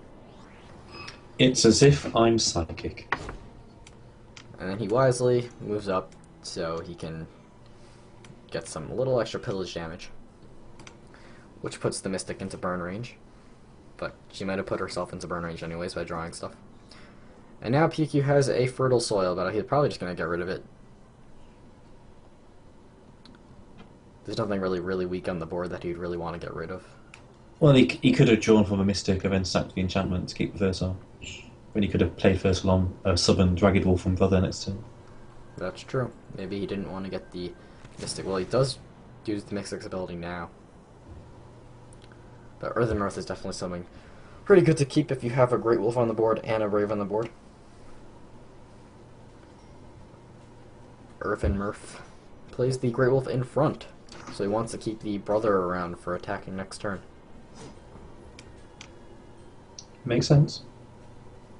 Copper Auto Iron Whip could take out the Great Wolf and the Brave.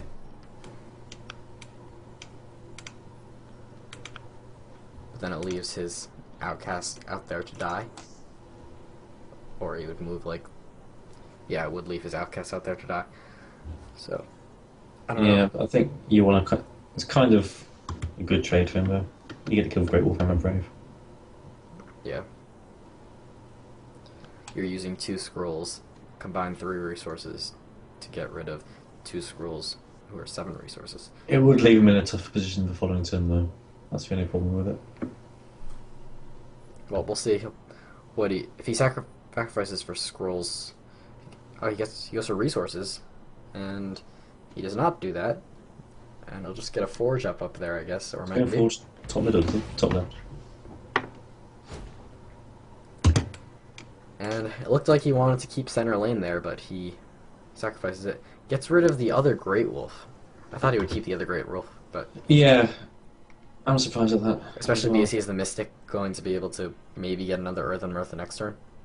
Well, he wants to play the other most to kill the thingy this turn.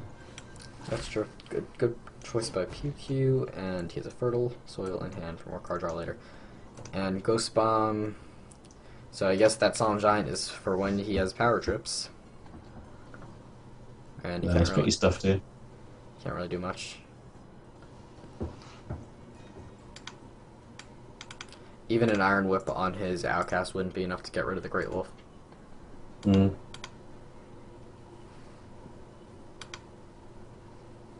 Yeah, it's pretty much over for him. It is. I think we've called when people are going like about to surrender. Okay, so now it is tied 2-2. Does that mean that this is it? This next game is the last game, game 5? It is the last game. It is mono energy structures against late game growth. Oh. Which historically Is late game growth. always went to late game growth. But that was before Quake and taxing and stuff. And energy just came insane.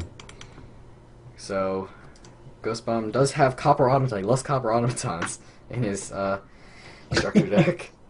Yeah, he does. He looks like that deck, doesn't he? I bet you play a couple of automatons in a mono decay deck. That might be a lie. He has those as his Prisoner of War drawing cards in his order deck. Yeah. Okay, so let's change this to... Now it's going to say tied. That leads tied.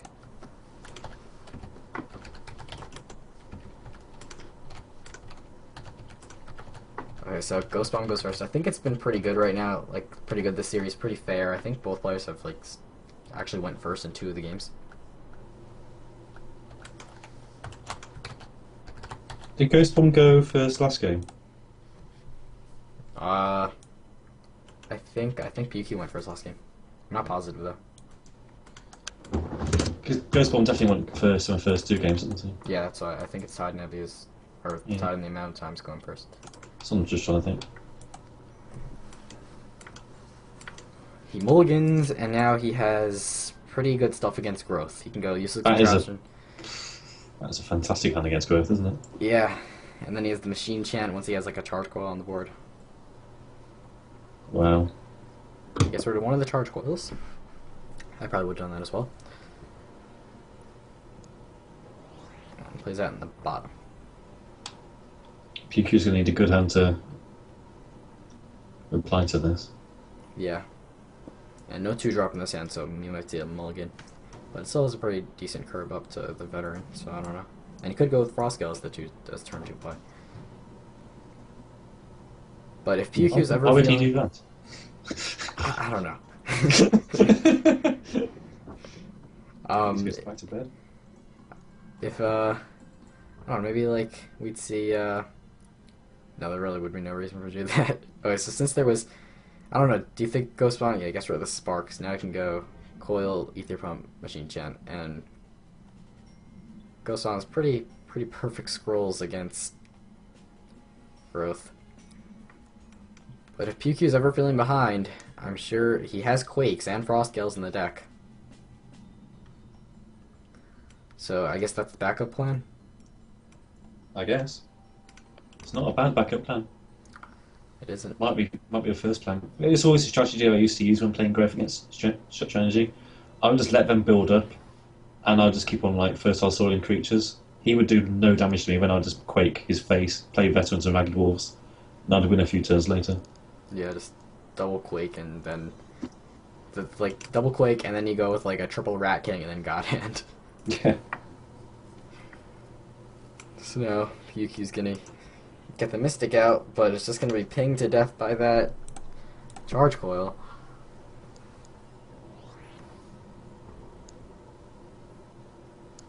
And there's a burn. I don't know what he's actually gonna sacrifice this turn.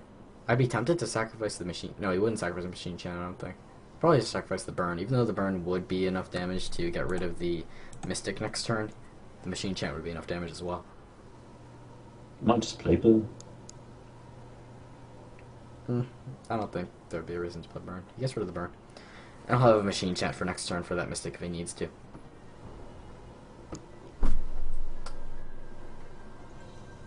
So I guess just Fang Bear.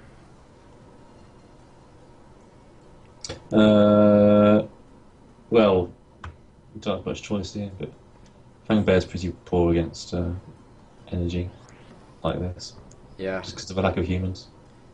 The only humans will probably have is like the Divinator.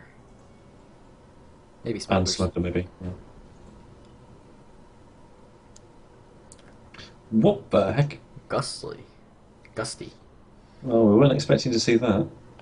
Hatharo's been playing that a lot in ranked, and he got like to 1800 with a deck with that. He was just going like full on like beefy creatures and like Sister of the Bears too. Some people are playing decks like that right now. It's not always strategy in the world, is it? Yeah. Well, it sucks that he top deck Machine Chant because he'd like to keep that around without having to sacrifice it. Do you think it would be worth of those? Yeah, like what he did right now, just to Machine Chant without sacrificing. I'm not really sure. I don't think it is the best thing to do. If it had Relentless, I was on full attack, then sure, but Well, he probably would have wanted to sack the scrolls there. well now, PewQ is just like can't really do much with the Ether Pump and the Charge Coil attacking. You can play Sister of a Fox, but when his board gets wiped. I guess you would just play Sister of the Fox and just hope to start drawing your Quakes. Really, he wants to find a fertile soil, It's true. so he can, Yeah, my king of the beta third match versus Lahopa, I was just fishing for fertile soils before the quake because Yeah, we all saw that, but yeah. it didn't go too well. It didn't go too well, did it? Didn't draw the quakes or the fertile soils. And sudden eruption would clear the board. I don't think you really need to though. So Now gotta find some RNG. we might not even see the useless contraption. Yeah. Yeah, I think he'll just play useless contraption and just go. Well, he's not even playing useless contraption. And that worked. Yep. GhostBomb got the 50-50 chance to get rid of the veteran, and there's a fertile soil. So probably fertile soil on the sister of the fox. And he has a frost scale waiting.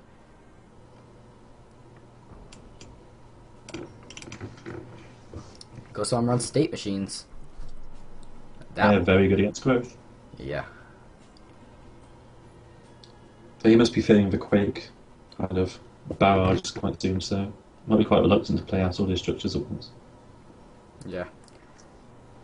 Maybe you just play like the clock library and hope it goes off before it like gets destroyed with quakes. And then you might have enough scrolls and resources to fill the board again after a quake. I think he can afford to go clock library state machine here. And try and leave it at that. That's true.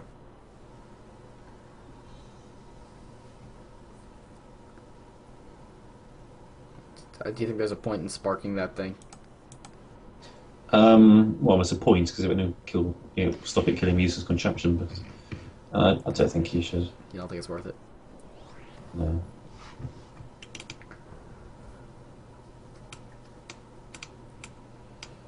Well, because now... Oh, never mind. A frost scale destroys There you his go, own frost guy, scale. too. Yeah. Well, there's double frost scale. Pseudo quake. Not really against structures. Basically, PewQ's got 3 turns after this just to set himself up before he has to try and kill the clock library. He's got a few turns to set it up. I think he might just veteran here. Get some damage on Ether Pump. Yeah, if he veterans with Ether Pump, it would die to double frost scale. But I'm sure he'd rather draw a quake. Hasn't drawn any of them yet. Plays the Gusty.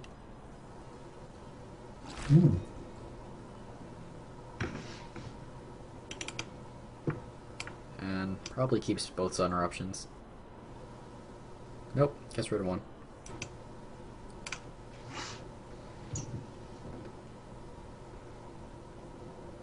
You can see a VD here, I guess, yeah. Okay, PewQ. 2 turns to go before you're pretty much done with the clock line. Really, he just needs a quake. Yeah.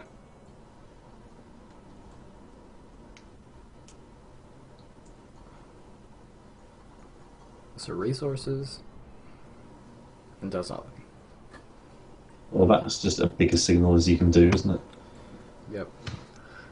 So GhostBomb probably just interesting. His Gravelot guards in his structure deck.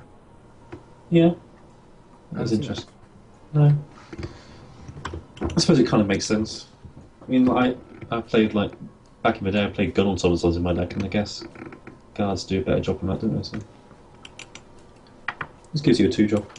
Maybe he has that instead of Hired Marksman. Hired Smuggler, do you mean? Hired Smuggler. Yeah. Maybe. So he does play it. I thought he'd be tempted to just do nothing. And now PewQ, I guess he has to start sacrificing for scrolls and hoping he gets like a quake. Either way, he might be forced to play double frost scale this turn just so he can top deck quake next turn and destroy the clock library. If he does that though and he doesn't draw quake the next turn, then he's just done. Yeah. We'll have to see how fast GhostBomb can win, because PewQ should have a lot of time versus energy structures. I mean, even if the clock library does go off, it's not too big a deal because the strategy will still be the same. It just kind of delays it by about 6 turns or so because all the cards that goes one again. So I wonder what he's thinking to do right now. He might be considering playing like a Great Wolf, maybe.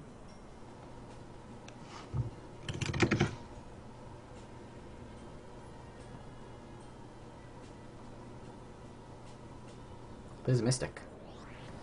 And maybe Mystic Veteran? Red Wolf. He's trying to set up the God Hand next turn. I'm not too sure it'll work though. Yeah. Looking at GhostBomb's hand now. Machine Chant probably on the Wolf. But that was decent.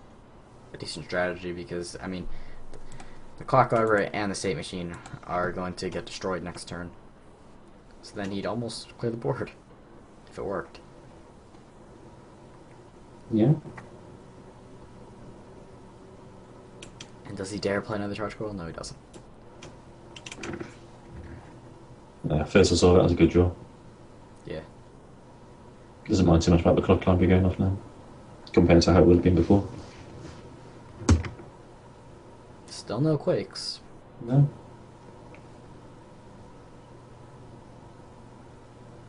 At what point do you just surrender the board and just wait until you have the Quakes? Probably now. May as well just keep on going for resources.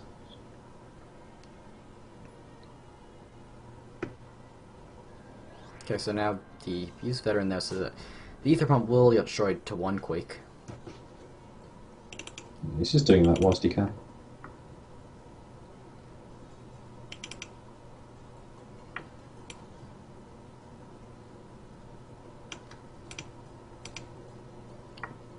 Well, the finals of King of the Beta is brings back a matchup that was pretty popular back in the day. Back in the day. Leaking growth. See, GhostBomb's board has kind of destroyed itself. State Machine clock libraries are gone. But, yeah, it's got a lot of cards in hand now. I'll probably just play another State Machine. Wants to protect that Ether Pump. Or, no. No, just go finals now. Yeah. If PewQ's just gonna hope to draw Quakes, then GhostBomb's gonna be pretty smart about it. Just go for idols.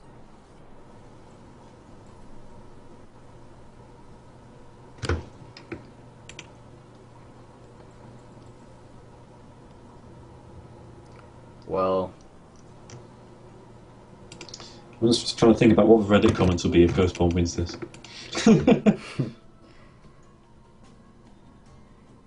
Yeah. so yeah. Alright, so he gets rid of the Ether Pump.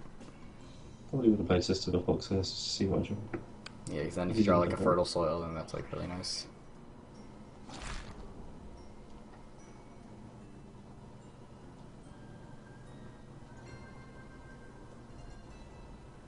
The key is for GhostBomb now is just to really keep on pumping resources into Solemn Giant and getting as much damage as he can before that all dies. He can still build up his board. Gets rid of one of the State Machines. And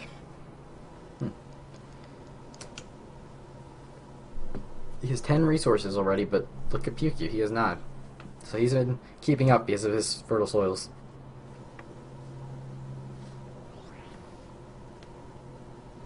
State Machine right in the middle there. And protects it, and then more idle damage.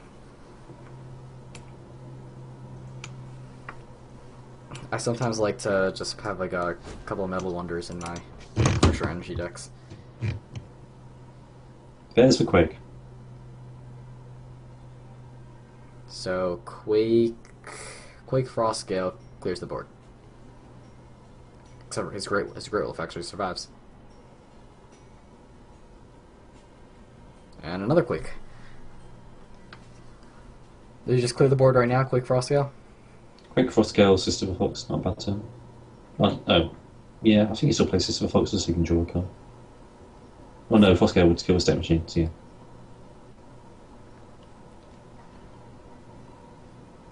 and we're almost back to square one. We are indeed.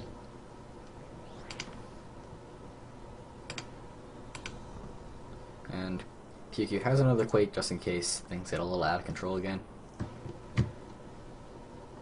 So just like an ether pump sudden eruption would clear PewQ's board here. Yeah, and I think he wants a sudden eruption, just so PewQ doesn't have any targets for first hustle as well. Yeah, and PewQ's done 0 idle damage so far. GhostBomb's actually done much more than him. So keeping PewQ off. Something that GhostBomb's done pretty well so far, been able to just destroy the creatures as they come.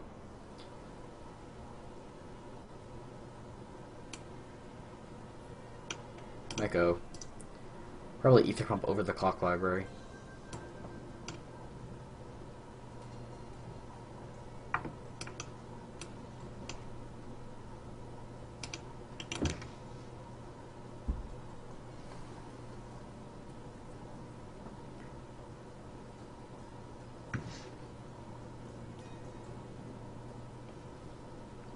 So there's ether pump right up there, and a sudden eruption. Yeah. And now PewQ's got the opportunity now to rebuild it, or to build a border. Yeah, with that ether pump not attacking for 3 turns. Did he got rid of one of the quakes, right? Wait. Did you see that? He sacrificed a quake for scrolls, and then the next quake he drew was only 5 resources. It must be a spectate bug. It's a spectate bug, so... It like doesn't show the taxing. Yeah. Well, a god hen next turn. He might just go for some straight god hens. Probably wants to fill the board up more than that, though. GhostBomb has another sudden eruption, so that would hurt PewQ a lot.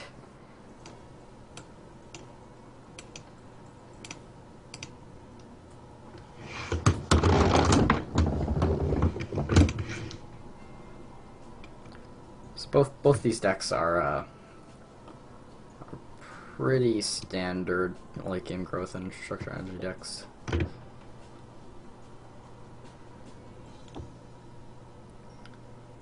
If PewQ got off to like a stronger start in the beginning, and it's really just if GhostBomb didn't have that perfect starting hand, I think PewQ's growth would have just steamrolled the idols before GhostBomb could have got the structures out. But the early charge coils and machine chant was just too much. So there's an eruption, and he can burn that next turn if he wants to.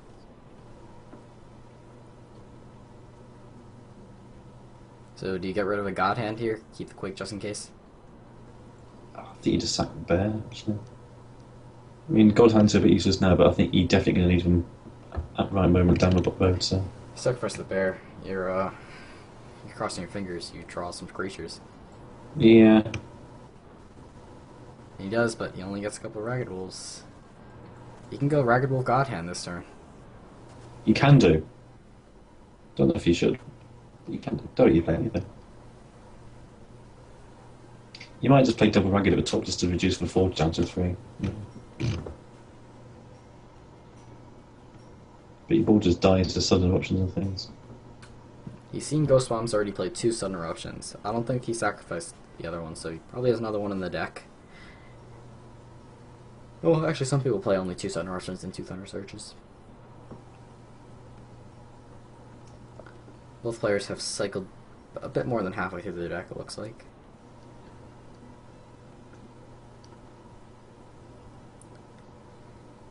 PewQ thinking through his turn, what would be the best option? None of these options seem to be that great. And we're going to see a Ragged God Hand to get rid of the Ether Pump. He does go for it.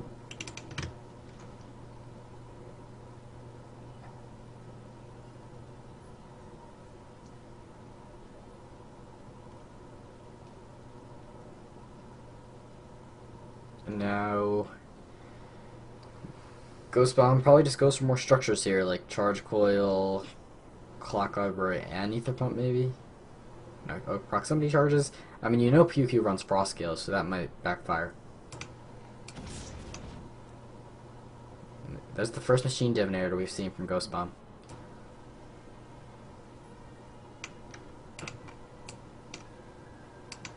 Which would be pretty good for Ghost Bomb to get out, because then his Forge is going to start pumping out more units, and he'll start doing more idle damage. I'll be able to sneak in and win with Solemn Giant pretty soon. So I suspect Machine Divinator or Charge Coil here. You reckon? Yes.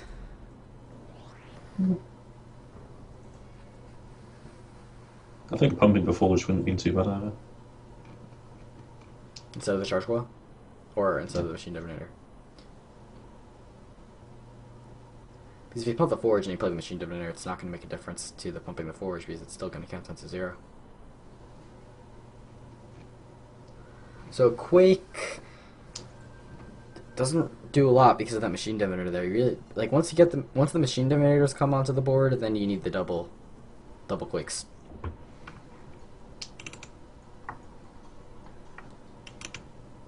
So now I guess you just play like Great Wolf and hope next turn's God Hand will break in enough.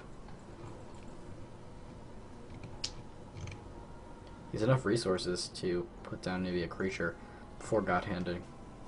We'll see if he plays the Mangy Wolf before right now. I think he probably should.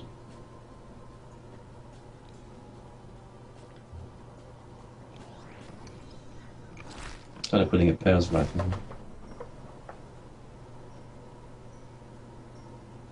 We haven't seen any Thunder Surges from Ghost Bomb yet. No? So now I think you just have to Bounce Dispersal that Great Wolf. So he does that, and maybe an Ether Pump down below. Ether Pump Copper is not bad either. Playing a Copper as well.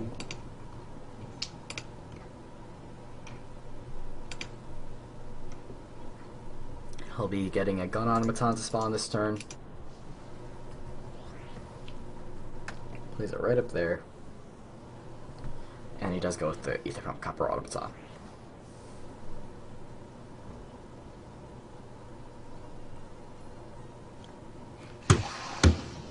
So this Quake should cost 7 because he's played 1 Quake so far.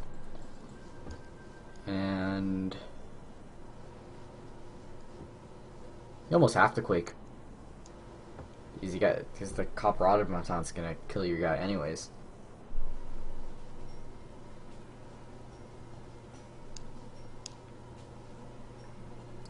You hope those fertile soils come back to you, and you get those Quakes and Frost Scales back.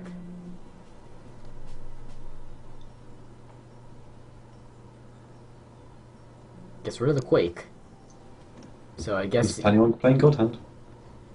Actually, you might just veteran Brother Wolf here. Then next to you can Vengeful Fate to God Hand. So he's kind of abandoned the Quake comeback strategy, and he's just going to try to push right into Ghost Bomb structures.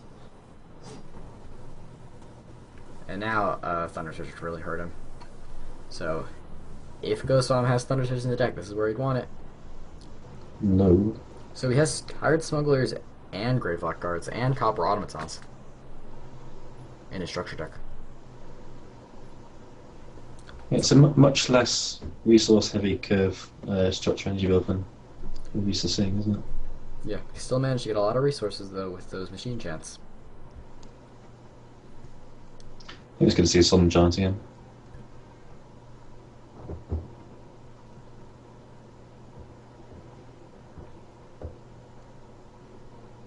Battle with Divinator Pump.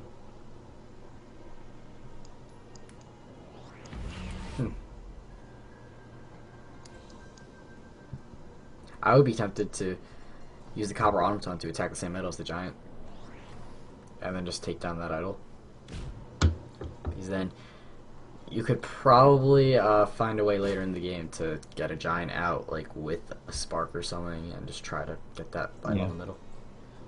Well, we're about to see a brave god hand here to turn here, which can get rid of the Solid Giants, Ether Pump.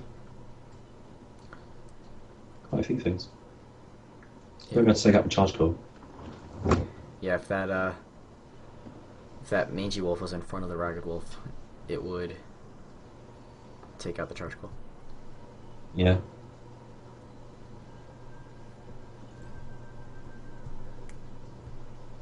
Yeah, I think this is definitely a god hand turn. You reckon? Yep. Yeah. Yeah, Might be. Yeah. it might be. He's just trying to work out the best way of doing it. He doesn't really want to have to sacrifice resources if he can avoid it, but I think he has to, so he kills the Solemn Giants.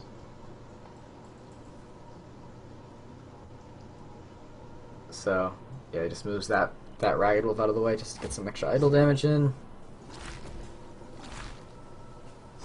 And that wasn't too bad for PewQ.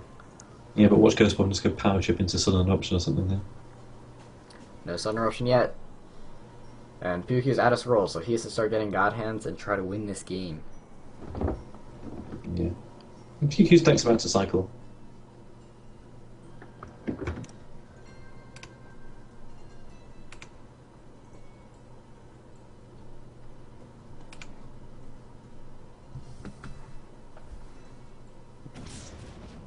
Burn there. And so he'll take out the brave, I guess. No, he takes out the Yeah, idol. he's incredible. Alright, that's unexpected. I would have thought he'd want to take out the Brave just so he can reduce the number of creatures on the board. Maybe he wants to Probably. finish just like that second match. Does he have Iron Within Machinated? I don't think he does he? Who knows?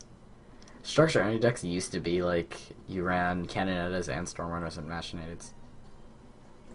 Then Hide Smuggler came out, and then that became like the only creature. Usually. So, maybe Health Forge, maybe Divinator. Probably Divinator, just to save yourself from like a veteran on the charge coil.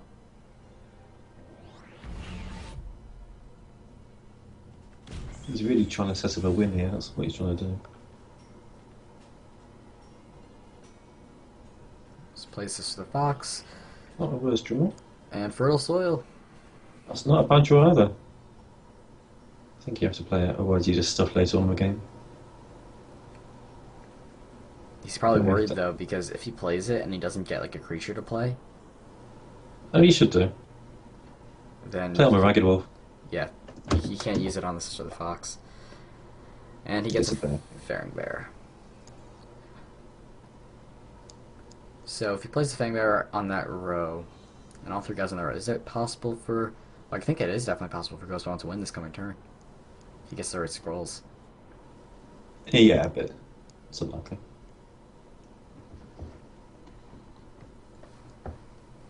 Gets rid of You'd the... need like Spark Sudden Eruption or something.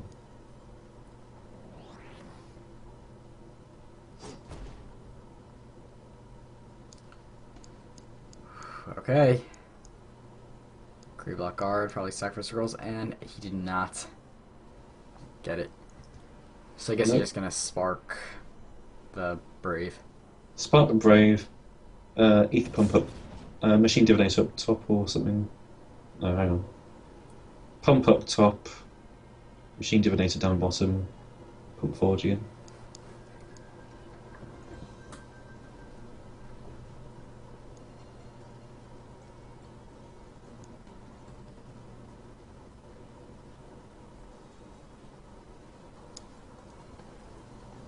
Yeah. Whoa, that's unexpected. Right behind there, he wants to protect that thing. Yeah. Makes things a bit Oh. awkward though. That was a pretty lucky charge coil hit. That was a pretty lucky charge call indeed. Didn't even think about that. What was that, 1 in 3 chance? It's pretty good. Yeah. I mean, it wasn't that lucky compared to other things, but in the context of the game, it could be Very pretty big important. moments. So now, I don't know, just double Great Wolf. Yeah. Why not? You could God Hand with a Ragged Wolf and a Brave, and that would take out the Forge, but No, I don't like that at all. You need to protect yourself from Solemn Giant as well.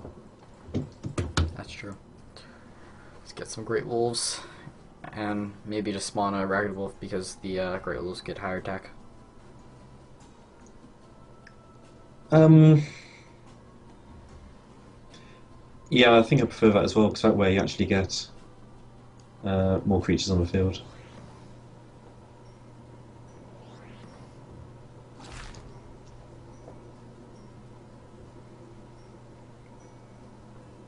Okay, so I guess I'll just be pumping up that Forge and maybe playing another Forge. He's... Did PewQ have a God Hand in hand? No.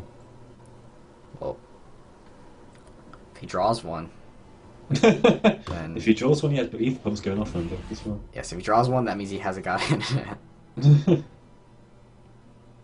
Ether Pump's going off, Charge Core is going off.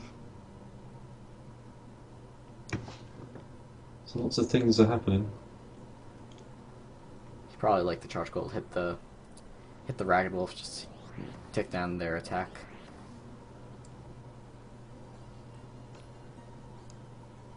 It does. Oh, for goodness sake. Oh, it does have a God It does have Hand. a God Hand. Oh, right. God Hand and Make do it- other stuff. I was imagining things then. Or not. So let's see. What would a God Hand accomplish?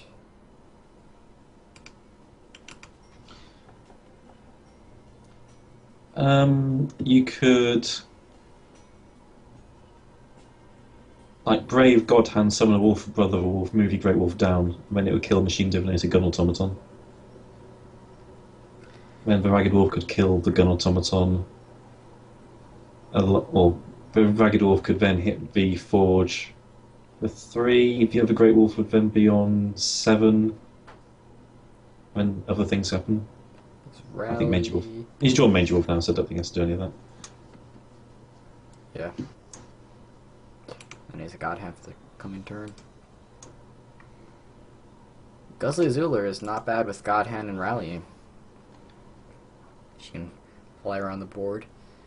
No, not bad at all. I think killing out Machine Divinator is really a big thing there. So it'll slow down the Ether Pump. Top decks the... Oop, there's a Sudden Wow. Eruption. And that Do you is... play it though? Do you just burn Brother? No, I think you play it because your... Oh, you do. Oh, I thought he was going to do it because the Gunramaton would probably be able to finish off the other Great Wolf. He does it anyways, but he does not get the... There's a 25% chance it didn't hit that bottom Great Wolf. And it didn't. So that went against GhostBomb. And now God Hand will hurt a little more this turn. And he has to really hope that the Charge Coil hits the Brother of the Wolf or the Gusty. Well, this Charge Call seems to be a really good sniper, so... Oh, it's let him down for once. Wow. Right, now we can see a big Ragged Wolf Kinfit Brave God. Can he win? He might be able to win. I'll be able to win here. Summon a Ragged Wolf with Brother. That will take out a 7 health idol. Then those will be on 5, 6, 7, 8. Each Great Wolf will be on 8 attack. Yeah, that's game. Wow, let's see if PewQ sees it. I'm pretty sure he does. Yeah. Oh. Wow. And PewQ is the king of the beta. PewQ wins. GG. Wow. GhostBomb wasn't expecting that. Mono energy structures wrecked. So, that's that. Yeah, that was a pretty good game to end this on, I think. Well played to both of them. They both got to the finals. PewQ edged GhostBomb by a score of 3-2. And a lot of people that bet on PewQ get some extra gold. And I think rightly so.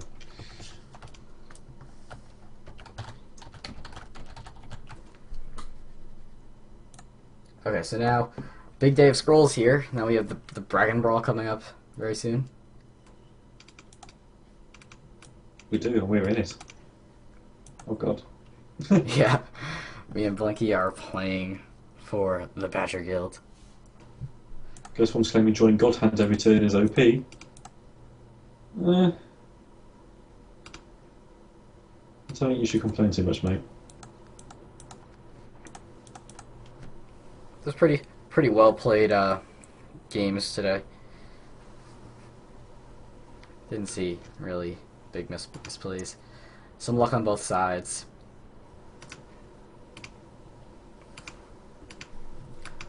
So that was King of the Beta, and if you want to see, I guess I could show the final brackets.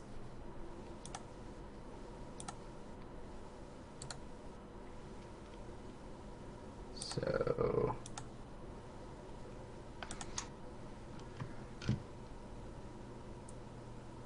there's the final brackets, guys. So PewQ won King of the Beta by he was the 1 seed because it was seeded by the player's ranking a couple weeks ago when it started.